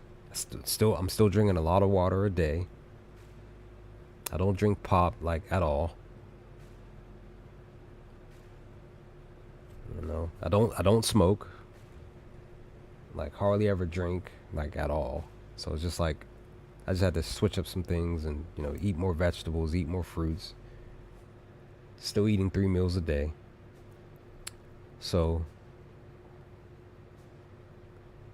and me making those changes over the course of the last 2 months now, I think, that I decided to cut back on bread. The only thing that I need to work on is because I haven't done it yet, is cutting back on sweets, because I still eat a lot of chocolate almost every day.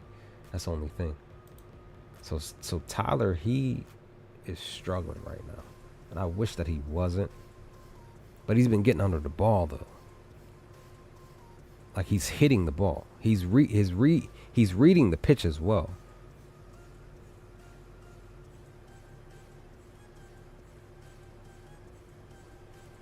But I personally believe some of the batters, like probably the reason why they're not hitting a lot of home runs, because they know that it's just better to just hit those line drives, to hit those bases, to get on base, to get those doubles and stuff, more than say trying to get under a ball to push it out into the stands.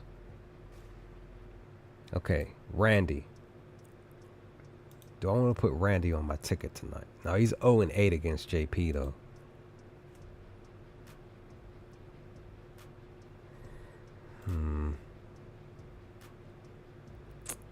Line drive is super low. But he bats great on Mondays though. And against lefties. And he's batting great, batting third. I might end up putting Randy on my ticket. Who did I say? Xavier, Neto, Juan. That's 3.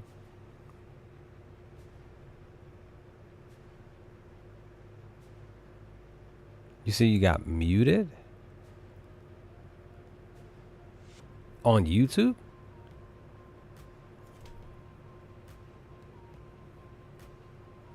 Or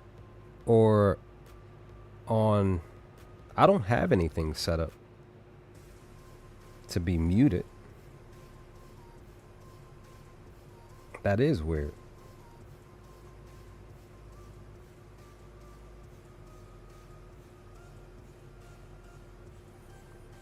Is that on, you mean on YouTube, or is that on Discord? Look at Julio here.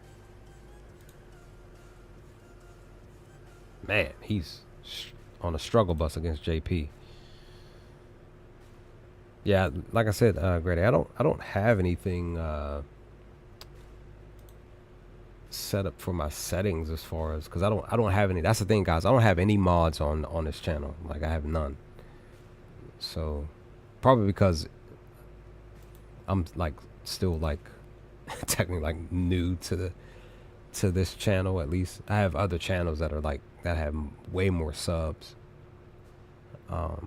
Funny enough, my one channel that has the most subs, the most activity and everything, I don't have any mods over there at all. Probably because I just haven't, like I don't stream on there that much. I need to though. My Star Wars channel. Okay, Brent, I really want to trust you, dude. Seriously, I really, really do. You're on every other game kind of with total bases, sort of, kind of, over the last few games.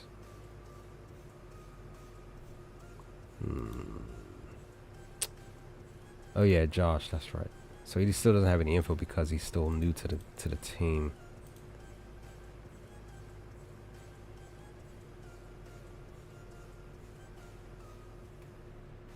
Okay. All right. Like All right, what I say? Xavier, Neto, Juan. I need one more. I feel like it's the batter is here specifically. Shea is that dude right now. Look at this. 3 straight games of hitting a home run. How many total bases in that span? 2 of those games he had 5 or more total bases. I'm disappointed in myself for not at least considering him last night for that. But he technically had 19 total bases. I'm sorry, not 19, 15 total bases in the last 72 hours. Dude is a freaking beast, son. Look at that. And technically, last 10, he's had even more than that. Dude is a beast. He's that dude. He's struggling on Mondays, though. But he's batting well, batting 4th. I'm kind of curious. Let me look at the weak spot real quick. I want to see something with this game because I feel like this is the game that has that extra batter that I need for the parlay that I want to put together. Okay, so all right. So Tyler's in the weak spot. Carlos Cortez is in the weak spot. Okay, Randy's in the weak spot. A lot of these people, man. I'm kind of curious now. Because Dominique, let me see. Because he came through for me here. Him and Randy. Because if y'all, for those of you who are on the stream from 2 days ago, I put together that ticket at the end of the stream where I said I'm gonna put Randy and Cozone down for 3 plus HRRs. So, on Discord, okay.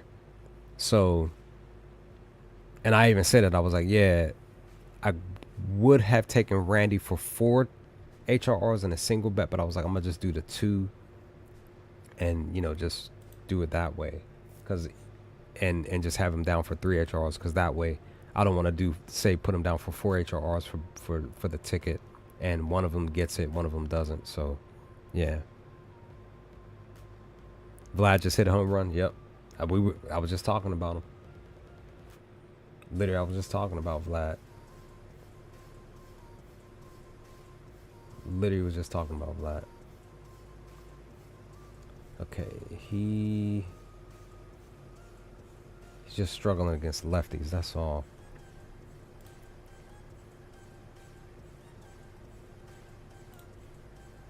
But again, he's in the weak spot. That's the only thing. He's batting 7th. Okay. Jorge. Let's look at you, sir. See, you're struggling against lefties. A little bit.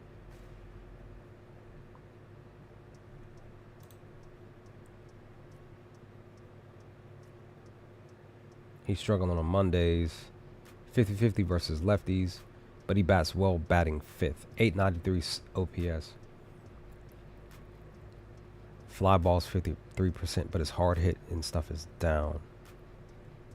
So let me look at singles, doubles. Okay.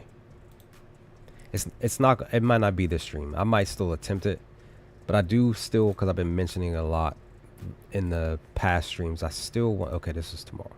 All right. So I still want to do a 2-leg. Just 2 batters to get a double. Just a 2-leg.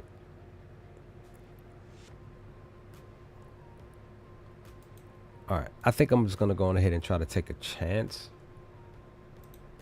on Randy tonight. He's 0-8. He's mostly green against the pitch mix.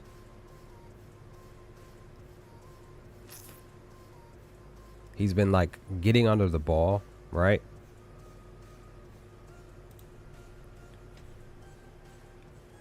So I'll put this ticket in over on FanDuel. Come on, FanDuel. Come on. Whoa, hold on. Let me see. Nani? Okay, there it is. All right. I was wondering. I was like, hold on. Because the Blue Jays. Oh, Was just talking about Luke's. Was just talking about Nathan. Just talking about him. Man, missed opportunity, guys. Missed opportunity, son. Okay, Westbrook got a hit. O'Hearn got a hit. Mullins and Mayo got a hit. Holiday is 0-2, basically. He struck out once. All right. Let's do this. Let's do this. Let's get this. Let's get this other slip in. Like I said, guys, I had to really look at this stuff. Kind of rushing. Just because, you know, the late games are getting ready to start. It's just that a lot of times I don't like that work gets in the way.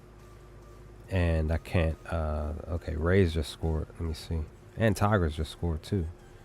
What happened? Caminero went. Man, missed opportunity for you. And Tampa. I mean, not Tampa. Detroit. Okay, so Jamea Jones and Ibanez scored a run. Okay. All right. It's actually not too bad. Currently. All right, FanDuel. If it's gonna let me log in, right? Oh, it did let me log in. All right. You said it's slow? I apologize. Well, no, it's probably because I'm looking at my laptop for the comments, I'm not looking at the comments on my phone, because the comments more than likely will come through quicker on my phone. Give me one moment. So I said, who'd I say?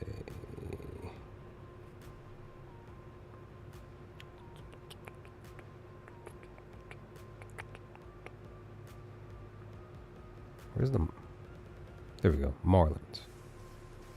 Trying to go in order in my pick.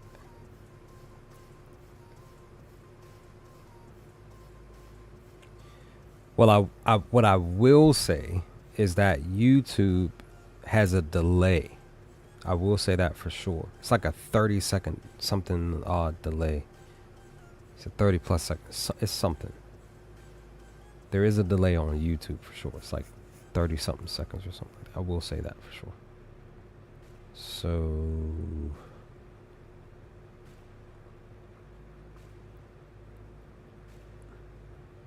I had to remember. All right. So, because again, I'm really taking a chance with Neto here because he's facing off against DeGrom. Because DeGrom is actually a pitcher that actually gets strikeouts. So I'm going to take a chance on Neto. So I got Xavier, Neto. As soon as I can get him on here. All right. And come on, gotta remember.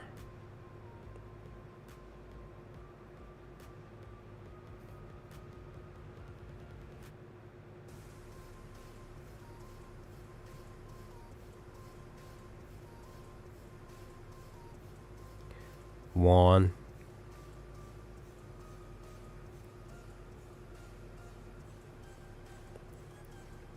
And because I have enough time, I'll post this ticket in the betting groups that I'm in and on my Twitter.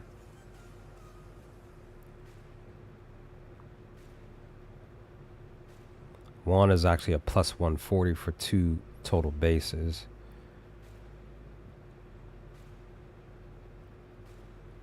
And last one, like I said, I'm going to take a chance on Randy tonight per the pitcher that he's going against. As always, the hope is that these batters go out there and handle business. And the next step is to work on 2-man, 5+ total bases. So Randy's a minus 140. So it's basically the books are saying like he should get these total bases tonight.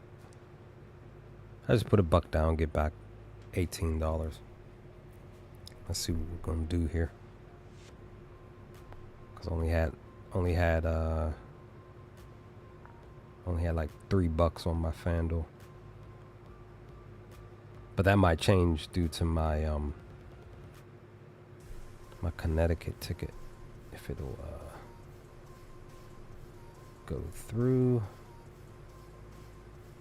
which it just might, because Connecticut in the second quarter they have 24 points, and the second quarter just started. I kind of feel like they can score 13 points. 14 points. I need no 13, because they have 24. I need them to score 36. So if they do that, and I will get this I'll get this $19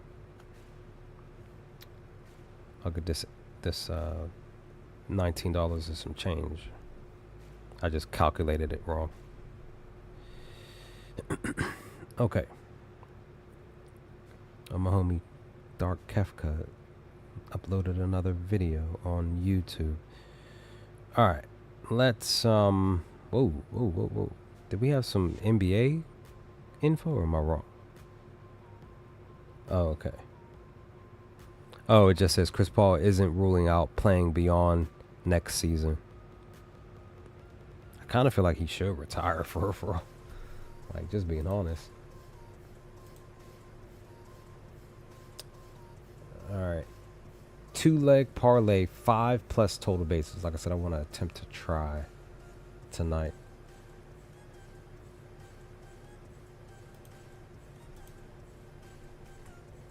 Oh, Bobby's in the weak spot. Oh, look at the weak spot against Spencer. Oh. Hold on. I may have found my batter already. Let's see.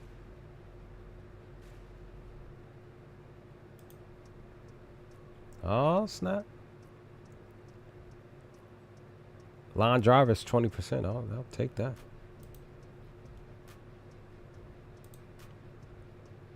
Now, he hasn't had any games the last 10 of 5 or more total bases. What about the last 20? He's had 2 games. Let me keep looking. Oh yeah, Jonathan against the lefty, and he is a righty. Now he's 1-8 against Rich.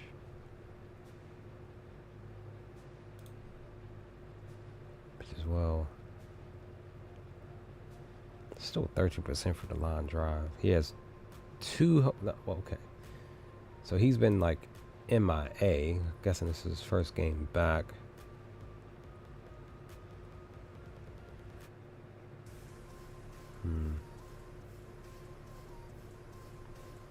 Again, Sean might do something. He actually might hit 2 home runs tonight. I don't know. Hold on, let me see. Oh yeah, Vinny. 1 game, and that was the game where he hit 2 home runs. We had 5+ total bases.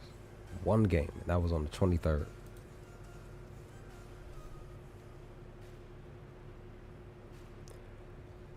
So 5. Okay. So Mondays he's struggling.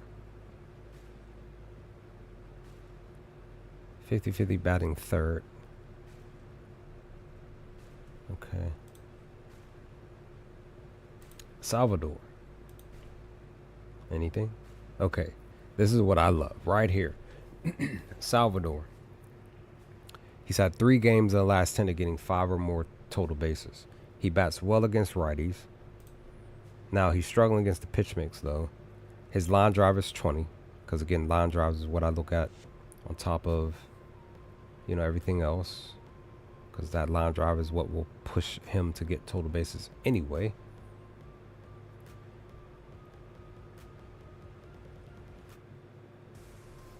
The only thing on Mondays is his batting average. That's it. Slug is great. OPS is great. He's batting well versus righties. He's actually batting well, batting fifth.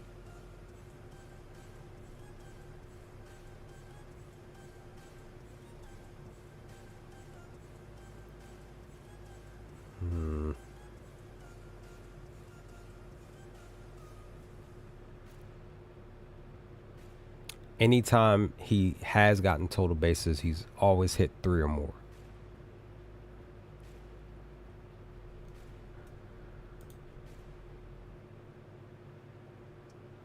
So I'm kind of curious if I want to. I'm just thinking, kind of thinking out loud. If I want to.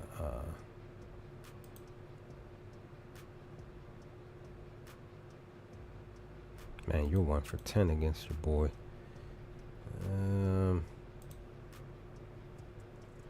Man. Okay, I didn't like what I saw there automatically. See, Ronald, he's facing a lefty, which he struggles against. He only has 1 home run, I think it was, against. No. He has, yeah, 1 home run against lefties. Sort of kind of getting under the ball, just not pushing it to the 300 mark. That's all. But he's mostly green. He bats well on Mondays. So I'm just kind of, I don't know.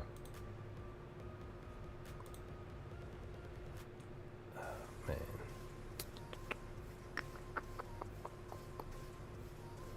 Okay. So the only one that I really saw that I liked was Salvador.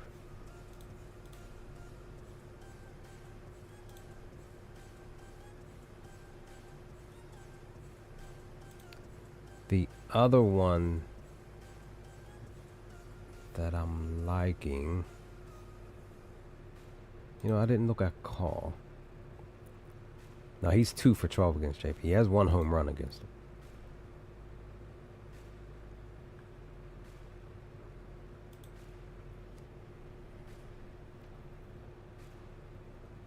July, he's struggling. Mondays, well, at least the batting average, at least. Struggling batting average wise, but he bats great against lefties.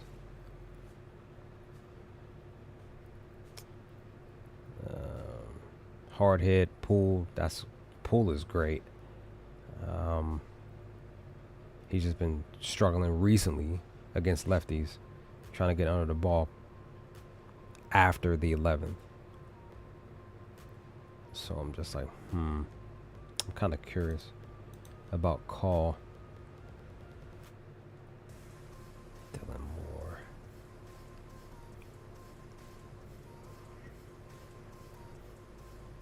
So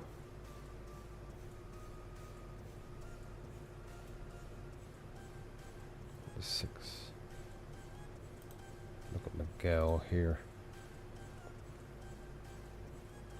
Well, he did do something yesterday. Again, that was yesterday.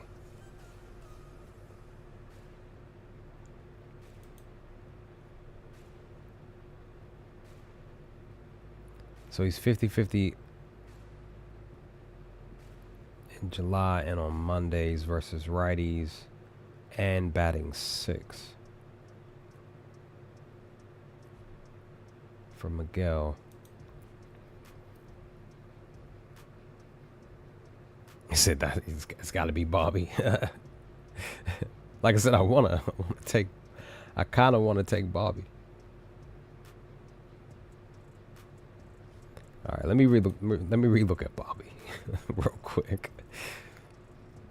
Where are we? Only got like a minute to put this one in.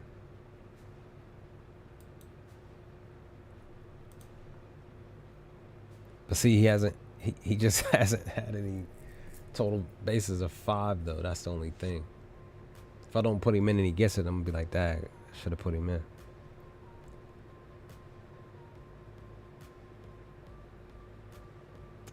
Let's see.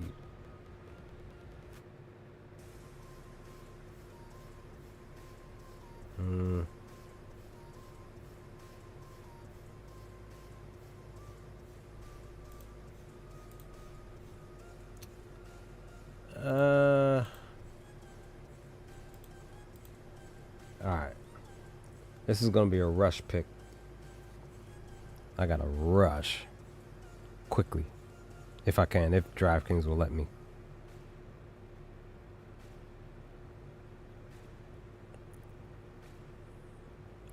I said, come on, DraftKings, come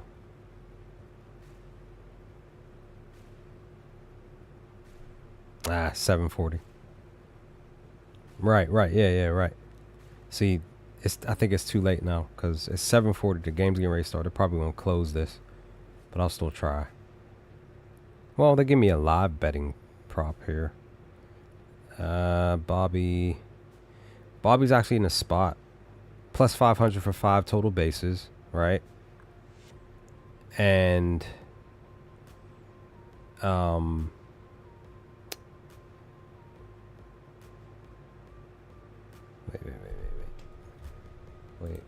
wait. Oh, it was the same game. Darn it.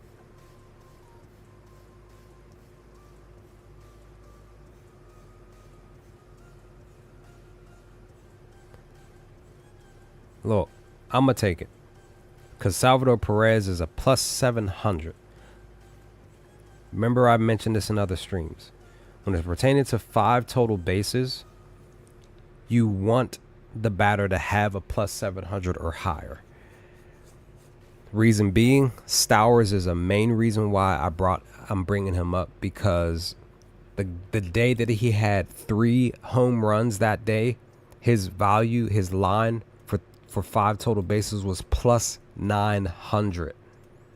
That was perfect technically. And I looked at it, I saw it, I looked at his data and everything. I did not take it.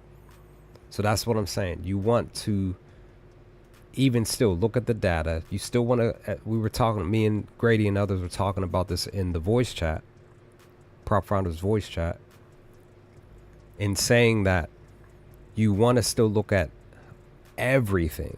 Don't just look at the batters that are looking green. You know, you saw me here on the stream. I was looking at batters that were in the red or 50-50 per their stats. And you definitely want to always consider the bottom of the order. Why? Because batters like a Alex Call, who's in the weak spot, right? His home run is a plus 1300. There is still there's still a chance in the midst of him being red against Fromber,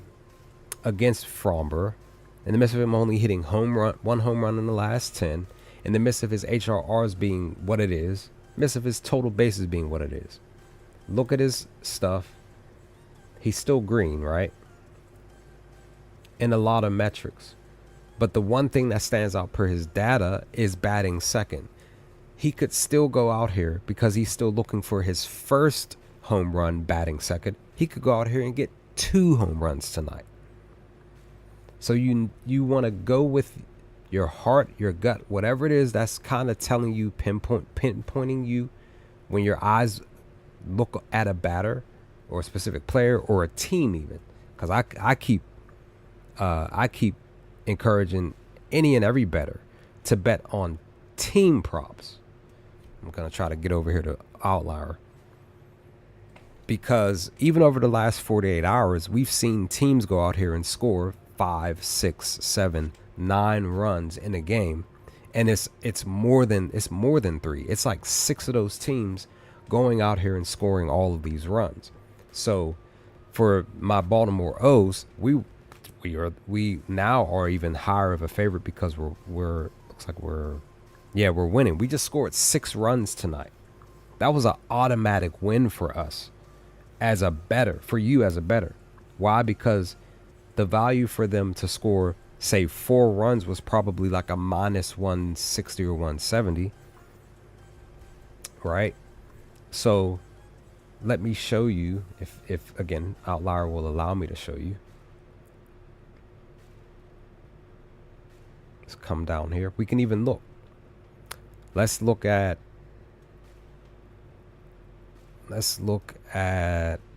Houston. Again, if this will allow me to do it. because there are still other ways to win, not just on player props. There's stuff out here for all of us to win, and this is me sharing how I've basically won in the past. Look at the value. It's minus 185. Like I continuously say, even if the value is 185, yes, a lot of times you want to do minus 105s, you want to do plus 100s, minus 102, minus 110. Yes, those are the best values. But again, if you just take 2 or 3 of these teams that are a minus 160 or higher and put them all on one ticket, $10 down could still get you back $60, $80. If you're feeling froggy, you want to put 20 to 25 down, it gets you your money. And a lot of times, a lot of stuff hits. Why? Because you decided to bet on the team. So look at the data for Outlier. They're averaging 4 runs the last 10 games. Recently, the last 5, they're averaging just 2. Why? Because they only hit 4 one time. That was on the 23rd. But in the head-to-head matchup per the data, they're averaging 3. The only reason why they're averaging 3 against Washington is because of the 21st of last season. Again, this is data from last year, but you can still look at the data and still use this as information for yourself. Outlier gives you what they did in 3 games. They still, when they did score, they got 4 runs or more. But against Lord here, right-handed pitcher, he's only allowing 3. Just shy of 4 still. It's just the 39 is there.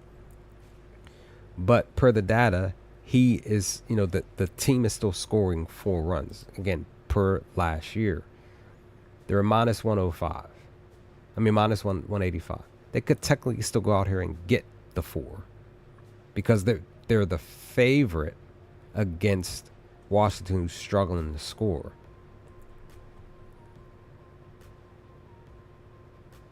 Where's the next team? Let's look at San Diego, because San Diego just had a big game, right? They're a minus 140 on DraftKings. This is better value than that 185. Now, they had 9 runs. Now, again, when they do score, they score big. Look at this. They're scoring. They're facing off against a pitcher that actually allows 5 runs, 4.6. Head-to-head matchup, though, they're struggling to score against San Diego. Against the Mets. But again, they're facing off against a pitcher who allows 5 runs. In the midst of all the data being pinpointing to say, oh, well, you know what, I'll take the under maybe. The under would be what? Plus 124. Great value, actually, because it's a plus value. But you're taking a chance on a pitcher that actually allows runs.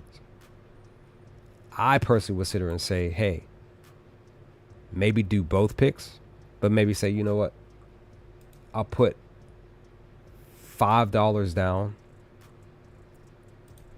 maybe on this minus 140, or push it to 6 or maybe 6.5 to even get positive value back.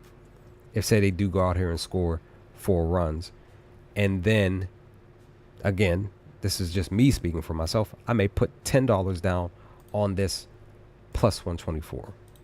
If they go under, that way, if it does hit on the under, I'll get all of my money back plus the value, because it's the one game that Montez doesn't pitch in those first 5 and doesn't allow so many runs, and the bullpen actually still shuts down San Diego from scoring 4 runs. And the other reason why I'm saying this too, against them, well, in the last 10, they haven't had a back-to-back game of scoring 4 more runs. They have not. They've had back-to-back games of going under. So anytime they've gone over, they've technically gone under too. That's a trend. So that's all I'm saying. You want to, look at all the variables and say, okay, what really should I do? Should I bet 2 different slips, bet 1 pick and just hope for the best, or just not pick it at all? Because either way, at the end of the day, the pick is going to hit or it's not. Pirates, my hometown team. Let me look at this minus. They're a minus 115. So last 10, they're averaging 3, technically almost 4, 3.4. But the last 5, they're averaging 4, just shy of 5, 4.4. They're going against a rookie left-handed pitcher who just might shut us down tonight. Or we could do this tonight. We could literally do this because we're averaging 4 runs against San Fran. We could possibly do this tonight because we're facing off against a rookie. Again, who's a lefty. So just putting this info on the table to help y'all hopefully possibly cash on something tonight that is outside of a player prop, because it's still beneficial. It's still there. There's literally so many ways to win, and just so many ways to just have fun with your bets, to just try new things. Hey, let me put down a batter. Let me put down you know what, Christian Walker's in the weak spot tonight. Let me put him down for 2 total base. Okay? I'm just giving you an example. Let me put, per his info, right? He's struggling against the pitch mix. Okay. Let me look at his data. He's green on July. He's struggling on Mondays. 50-50 versus righties. He's struggling batting fourth. But he's in the weak spot. Books are probably pretty much saying that he just might get these 2 total bases. Why? Because throughout the last 10 games, he's mostly gotten it every, pretty much back to back. Right? Let me put Christian Walker down for 2 total bases. Then, you know what? That pirate thing that I was just talking about, you know what? I'm going to take that and connect that with the Christian Walker pick. Maybe not the Christian Walker pick. Maybe the Christian Walker pick wasn't the best choice that you thought. Maybe it was the Randy pick.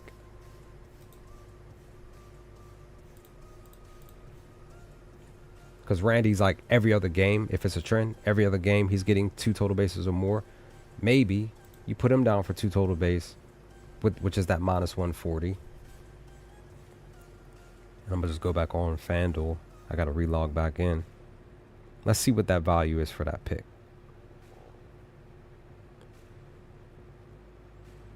And so much so, I think I'm gonna just put this pick in anyway and just see what happens. Okay, the over hit for the Oilers and Blue Jays game.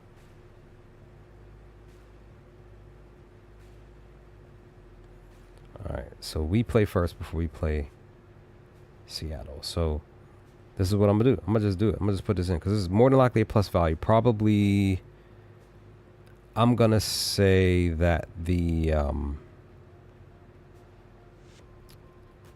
me see, Pirates. Let me see. Where are we? Team. No.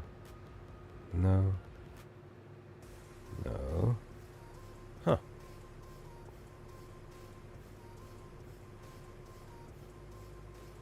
See, now it's not showing what I'm looking for, which I find very interesting.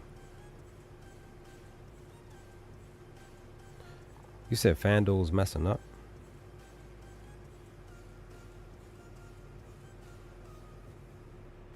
Alright, I'll do it over on DraftKings because FanDuel's not showing what I want to put together.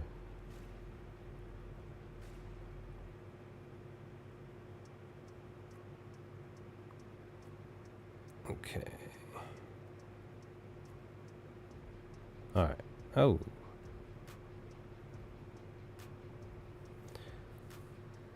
Alright, so DraftKings is being strange. So DraftKings is not... So they're only showing Pirates for 3 runs and then for 5 runs. They're not showing Pirates for 4. Okay. Then let's go to Caesars. Caesars usually has the runs available too.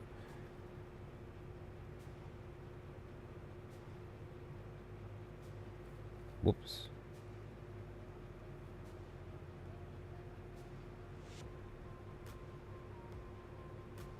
So logging in the Caesars. And lucky enough, I got $1.71. I'll use $1. I'll use that dollar. At least $1. Pirates, Giants, runs. Look at that. For the Pirates to score 4 runs, it's a -118. That's a great value, actually. And then Seattle. Like I said, all I want to do is put Randy down. Now, his value over on Caesars is a -125. So this is even better than what FanDuel had him at, which was -140. So I put that down. That's actually now plus 233. Much better value. I'm putting the ticket in. Like I said, I have $1 and some change down. I'm going to just use $1. And this ticket is either going to hit or it's not. And look at that. The return is $3.33. Like I keep mentioning, I see the number 333 every single day. And yeah, I locked it in. I'm going for it. I'm actually going to share this in the betting groups. I put it in. Let's see what happens tonight. Let's hope for the best tonight. Because again, the bets are either going to cash or they're not, and we just move on to Dinger Tuesday tomorrow.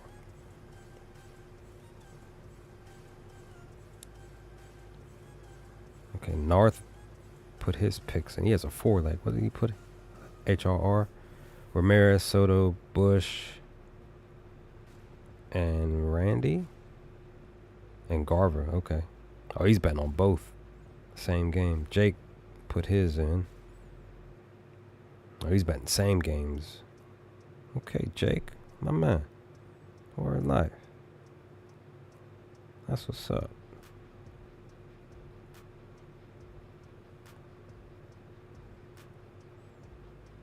And over in Brandon's Discord. Post it, son. That pick was me being strange. Y'all don't really want to see. I don't know if y'all really want to have me put together some even wilder picks that I normally would put in. Let me look at these late because it's almost 10. It's almost 8:10. Because I'll do some even wilder picks, and some of them sometimes even almost cash, and it's just like, oh, okay, like it's doable. I literally, this was last season for the NBA. I turned $1 into $465 off of a, if I remember correctly, I think it was a 5 or 6 leg. I just don't remember specifically what it was. But when I did that, I was like, oh, I know I can do almost anything for with these bets. Okay, Taylor's in the weak spot against Brad. We just looked at Taylor not too long ago. He just hasn't done much.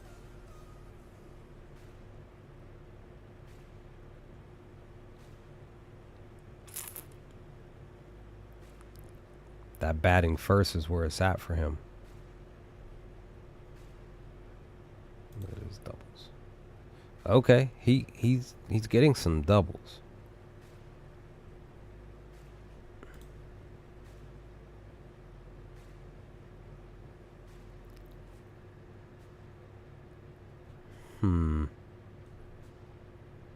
Let me look at his let's see. He has none on Mondays. He has 4 doubles versus righties. He has 1 double versus batting first. And 11 at bats. I did say I want to try to attempt to do a 2-leg double parlay. How about Jose? Okay, you're more of a single cat.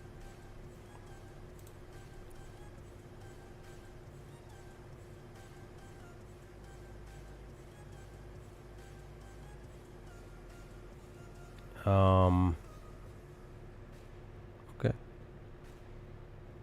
right. He's just struggling on, well, batting second. That's the only thing.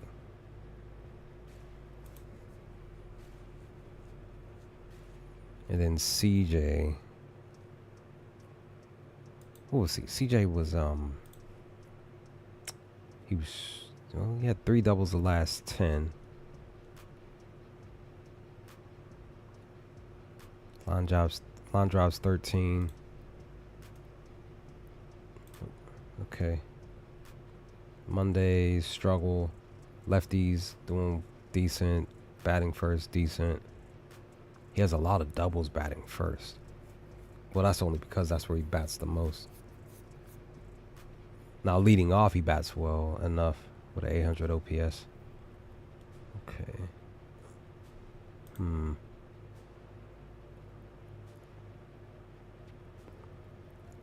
What there was? Oh. Dylan. Because I spit hot fire. Tuesday. Okay, you're a 2 total base cat. For all.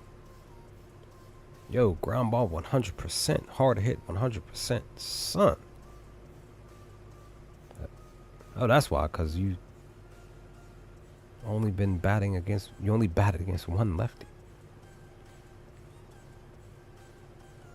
Like the whole season. Interesting stuff. That's a first. He batted against a lefty one time out of the entire season. So maybe it's because, I don't know. Maybe, hold on. Let me see. No, he's batting. Well, okay, all right. So he only faced one lefty this whole time, all season. Interesting. That's a first.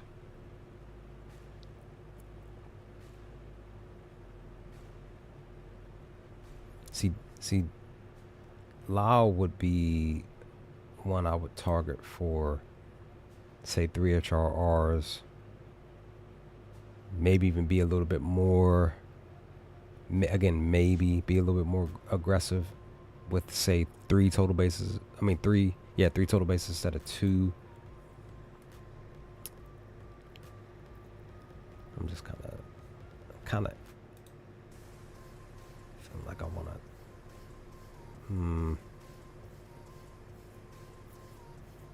Now he's struggling against the sinker, though. That's the thing. All right. Okay.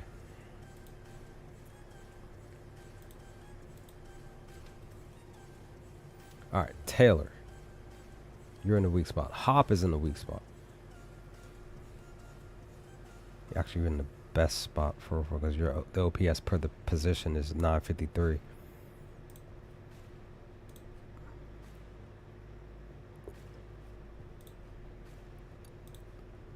All right, bet. He's been getting under the ball more recently. He just hasn't been able to get it out the park. So that kind of lets you know that he might be feeling himself to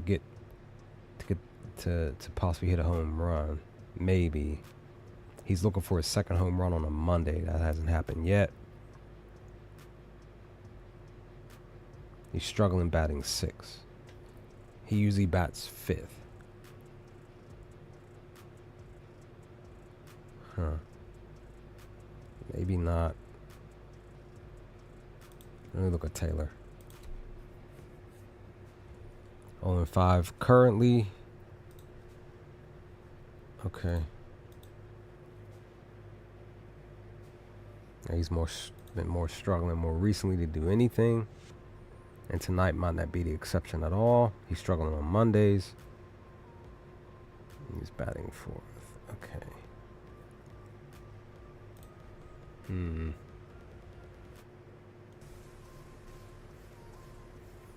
So Seager bats well against lefties. I remember that for sure.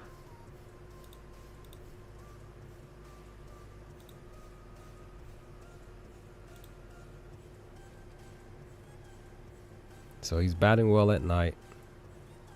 50-50 in the on Mondays, but he's batting well this month. If you were really paying attention to the stuff, he was handling business for the squad. He Okay, they did not confirm. Let me double check. They did not confirm the Angels lineup. I mean Texas, sorry. Texans lineup.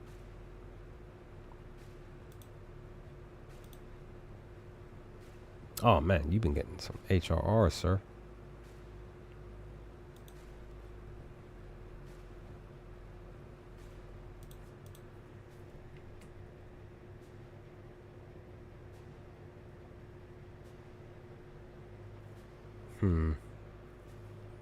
But you've had 3 straight games of singles, a home run, another single. Just the last couple of weeks, you've been hitting. Like, no wonder your HRRs is up. I'm kind of curious about Mr. Adalis here. Oh man, he loves the sinker. Let me see. Slide the sinker. Yeah. Single, home run, single. Now he was getting under the ball back at the beginning of the month. I'm curious. It's just interesting that his total bases are down, but his HRs are up. That's just interesting. Okay.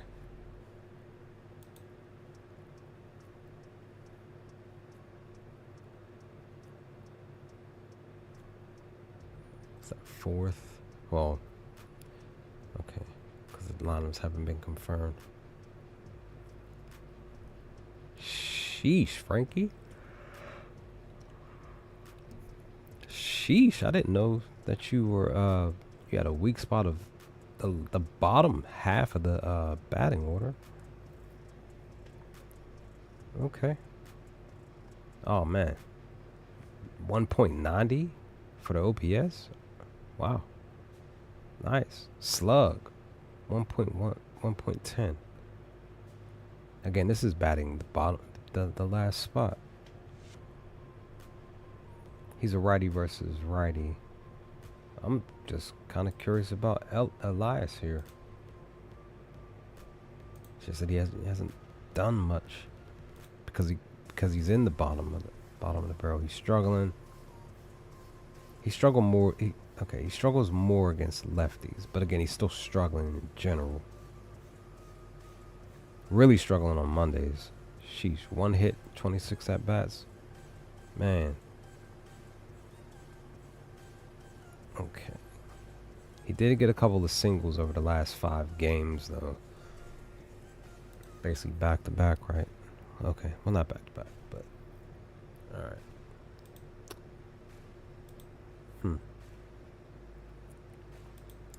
So Gavin was one of the batters that a lot of people were taking. What was it? It's like middle of July, and he just wasn't showing up. As you see, he's on a trend of every other game of doing something, but he hasn't hit 3 HRRs since when?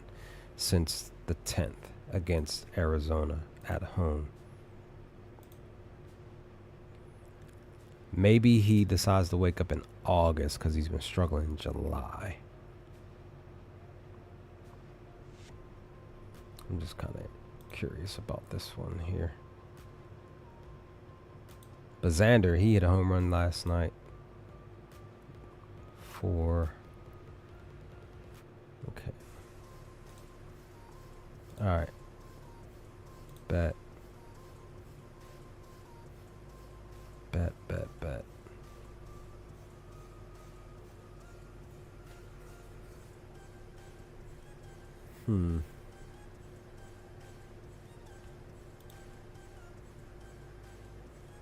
No, only spot. Okay, so batting third. OPS is plus 100. Which is your boy, Manning. Even though he's 1 for 6. He has a 2-bagger against him. He does have a double against him. He's been getting doubles. I may have found my double. One of my first double batters. I just need one more. Yeah, Mondays. OPS is high. Okay. Yeah, what's his plus 360 on BetMGM? Okay. All right, so I have my first double batter, and this is probably gonna be my last pick of the night. So the hope tomorrow is, let me see, let me just get ahead of the game here. The hope tomorrow is that I will stream tomorrow evening, but it will pretty much be around the same time, which is 5:30, 6 o'clock. That's the hope.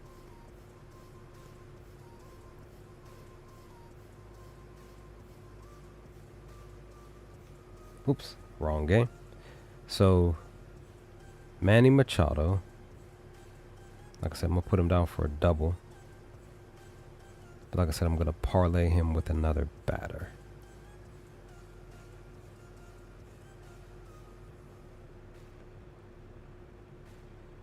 Okay, so it actually went up. So it originally said, what was it, 360? The line moved to plus 375 on BetMGM. I'll still take that. So then the next batter that I want to add is probably Ward here. Let me look at Zach real quick. He doesn't have any double information though.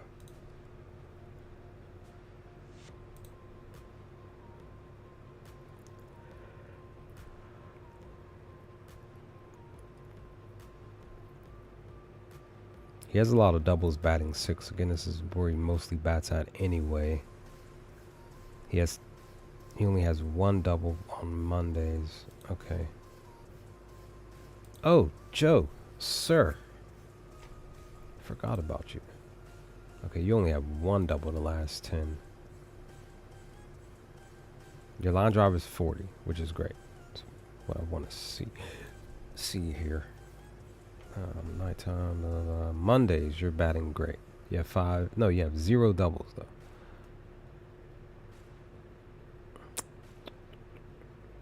No. I read that wrong. Yeah, never mind. I read it right the first time. Sorry. Looking at the info wrong. So batting 5th, you have 6 doubles with a 777 OPS. Still good. Let me look at Taylor.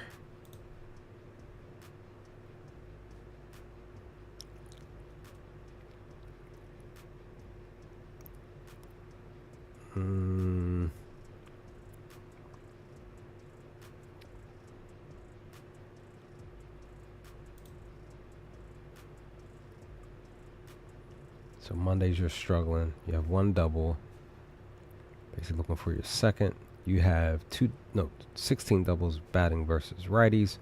And then batting 4th you have 17. Again, where you bat the most. 756 OPS. Again, you're taking on DeGrom.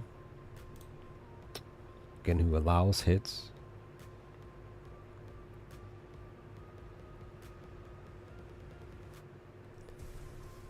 He allows more doubles against lefties, though.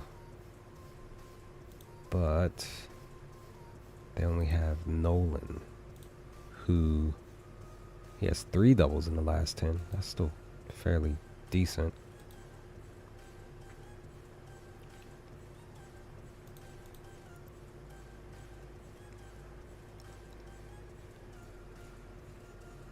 Now you're struggling on Mondays, though. You're batting 3rd, no.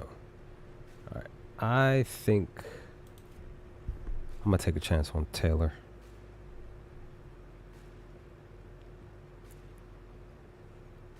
What's his double sitting at?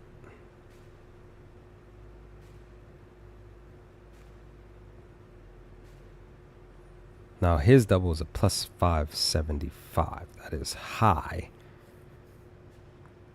Usually the double you want to take is, like basically a mid to low 400. Definitely under 400. See, now they have Corey Seager at 360. Again, this is on BetMGM. So Seager has the lowest at 360. He's a lefty versus righty. He's been getting doubles. That's why his is low.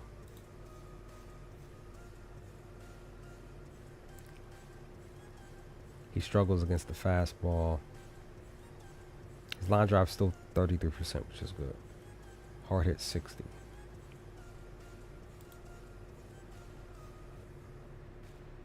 $14 doubles at night. He's looking for his 10th double in the month of July. He has no doubles on Mondays. 10 versus righties.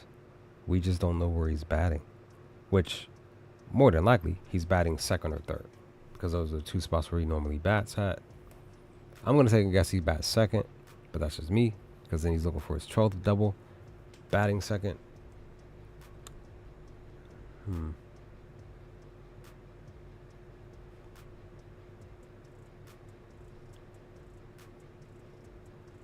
again, most of his doubles are to the right of the field.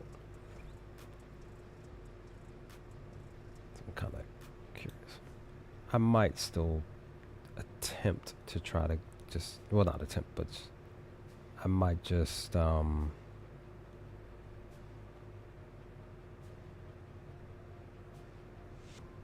I didn't even look at Josh.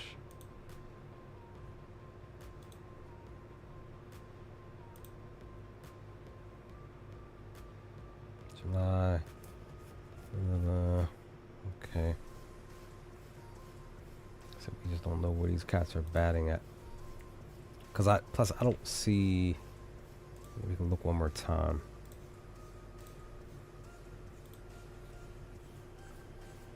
Oh, Ramos is in. Ramos, he's in the weak spot here. He has 2 doubles the last 10. He bats well against righties. Now his line drop is 53%, which is great.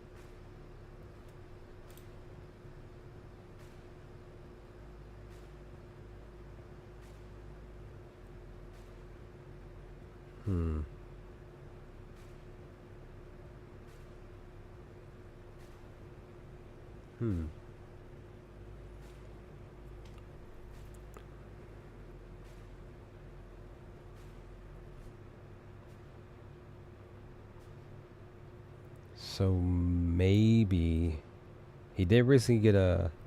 Let's see. That was a slider. Sinker. He's 50-50 against the sinker. He's sort of kind of struggling against the fastball. But he did get a double on the 23rd against Strider for the slider. And I'm rhyming accidentally. Son, ain't that some cheese?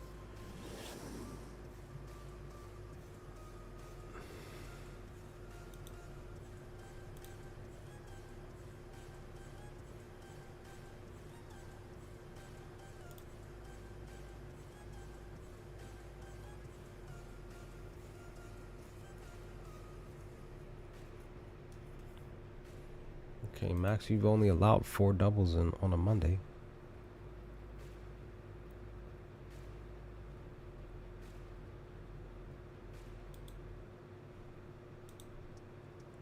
Now you're getting doubles. But you struggle against righties. You had a double last night. Or no, 2 nights ago.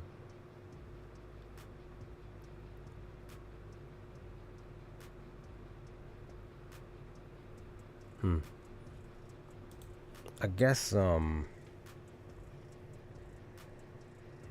up Wilmer. He only has 1. What was it? 2 weeks ago, Wilmer was hitting. Flores hit 3 home runs within a 4-game time frame or something like that. All right, struggle. All right. Sir Matt.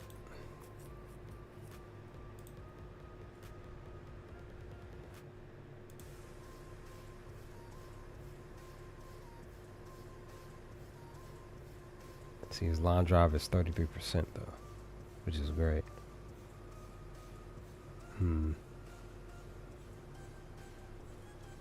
Hard hit and pull is 68%.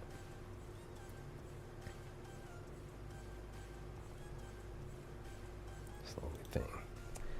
That's the only thing.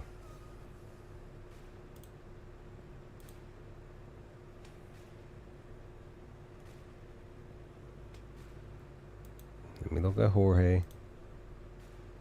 1. Line drive is 20. Still decent. He's been getting under the ball. A lot of pop-ups, fly-outs.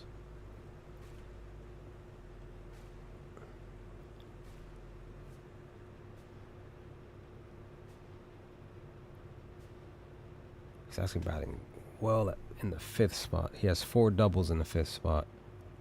56 at bats. 893 OPS.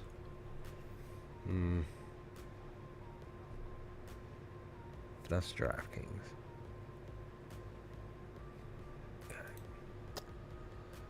Okay.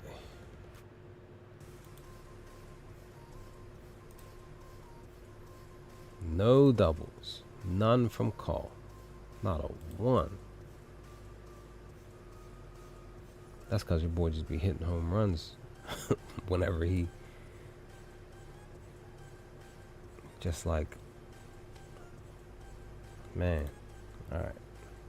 Julio, maybe? Maybe Julio? No doubles. None the last 10.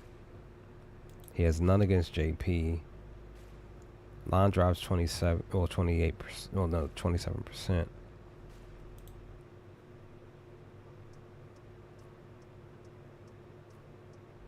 Okay. Alright, so the best spot that I can see, hold on.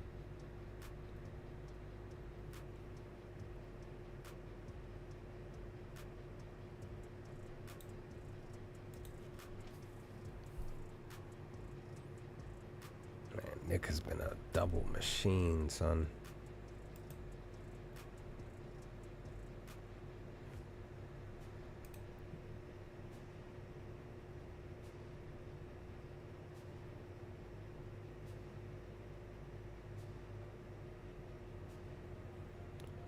You know what? Since he's looking for his 2nd double on a Monday and his 4th double batting 2nd.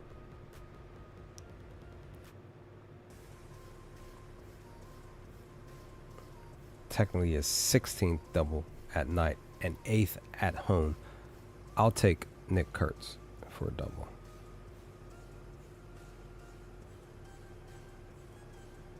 His is a plus 310. Parlay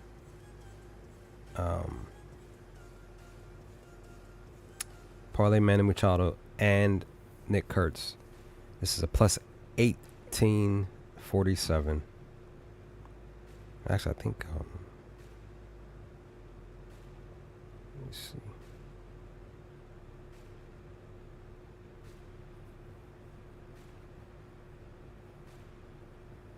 Oh look, they gave me a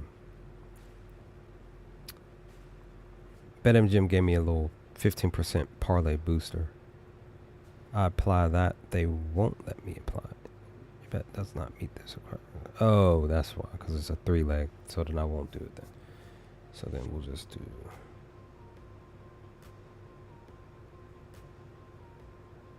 So let me remove that.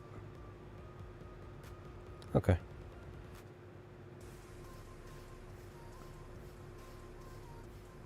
Yeah, let me.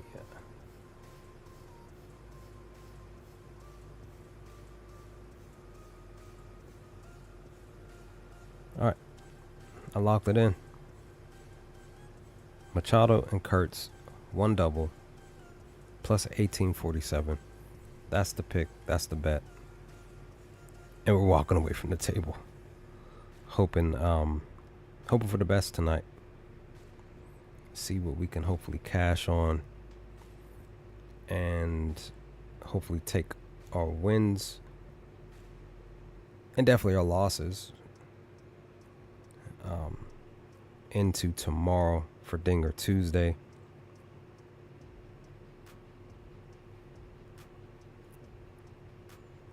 Let me just double check and see if my Connecticut Sun pick hit.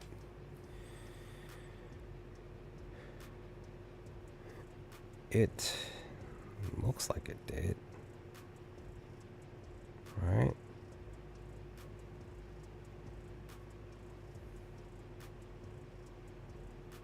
It did. Connecticut Sun hit. They scored 46 points.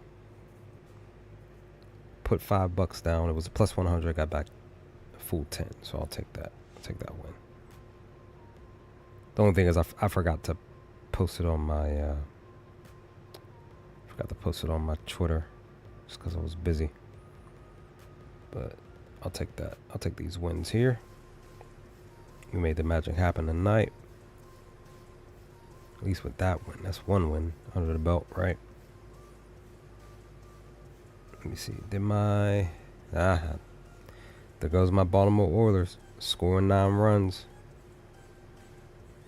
Missed opportunity. Okay, Chicago scored. Royals scored. Philly and White Sox scored. Cardinals scored. Let me see what. First and foremost, let me see what my O's did, because we're on the right track right now. We're literally on the right track. And I'm glad that we're putting up these runs. Okay, Vlad went. Luke's went. Bo had 3 hits. Ernie Clement's the only one that got a hit on my parlay so far. Rutschman has 6 HRRs, 2 runs, 2 hits, 2 RBIs. Missed opportunity for 2 RBIs for him. Laureano came through on my my 1 slip for hits. He has a hit. I was supposed to actually that was the ticket I was supposed to put post what fam? Post what in the text message? I was supposed to put something else down. Oh, wait. Laureano came through for me on something else. Hold on. Could have sworn that he did.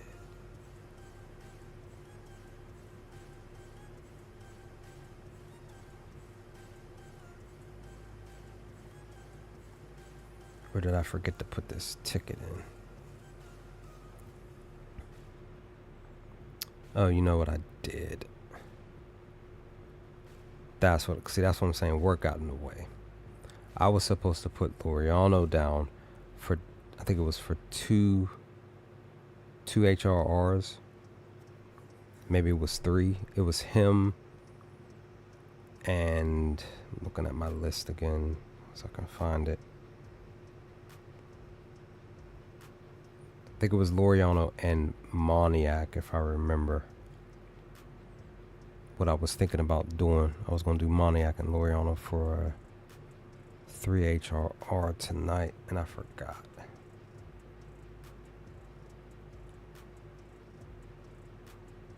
Oh well. Tigers are winning 5-1.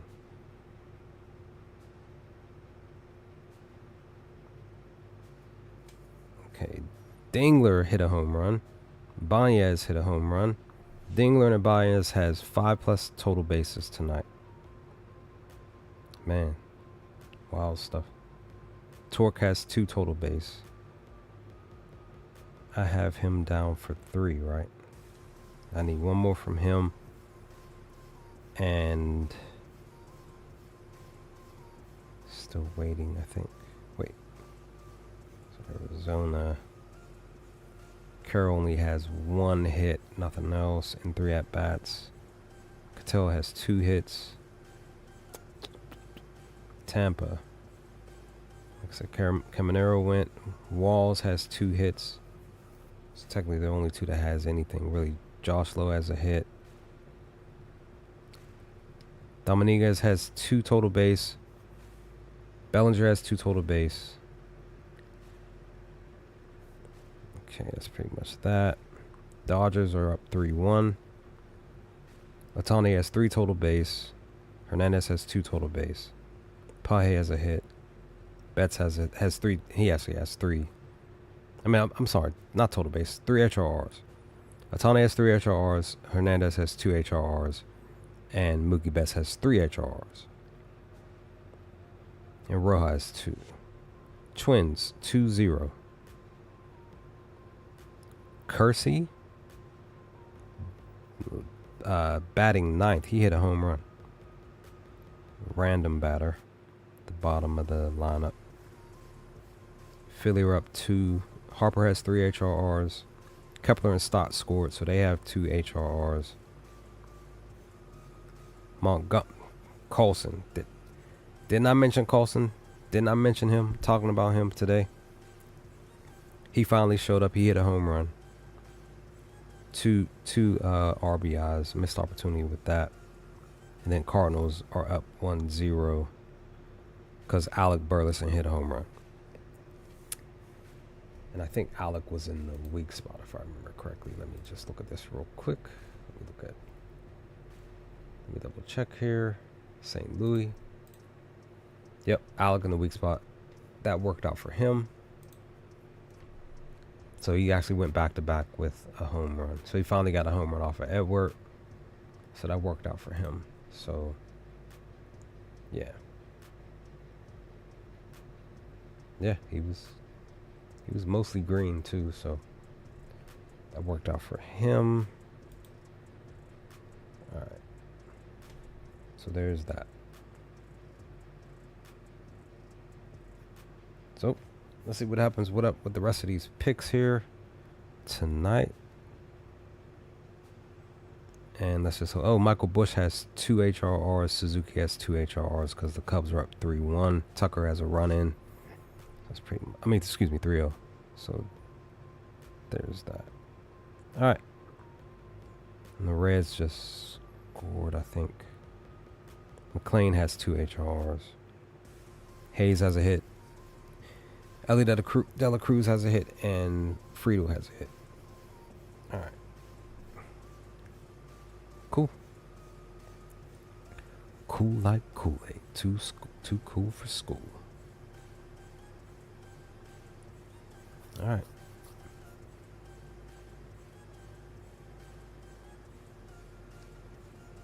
Bet. All right, guys. We did what we could tonight. Let's hope for the best rest of these picks. I'm getting ready to go lay down and get ready to call it a night. Everybody, Raina, Grady, both my brothers, Adam, anybody else watching, just lurking, all of that. Thanks for coming through. Thanks for stopping by. It's real as always with everybody.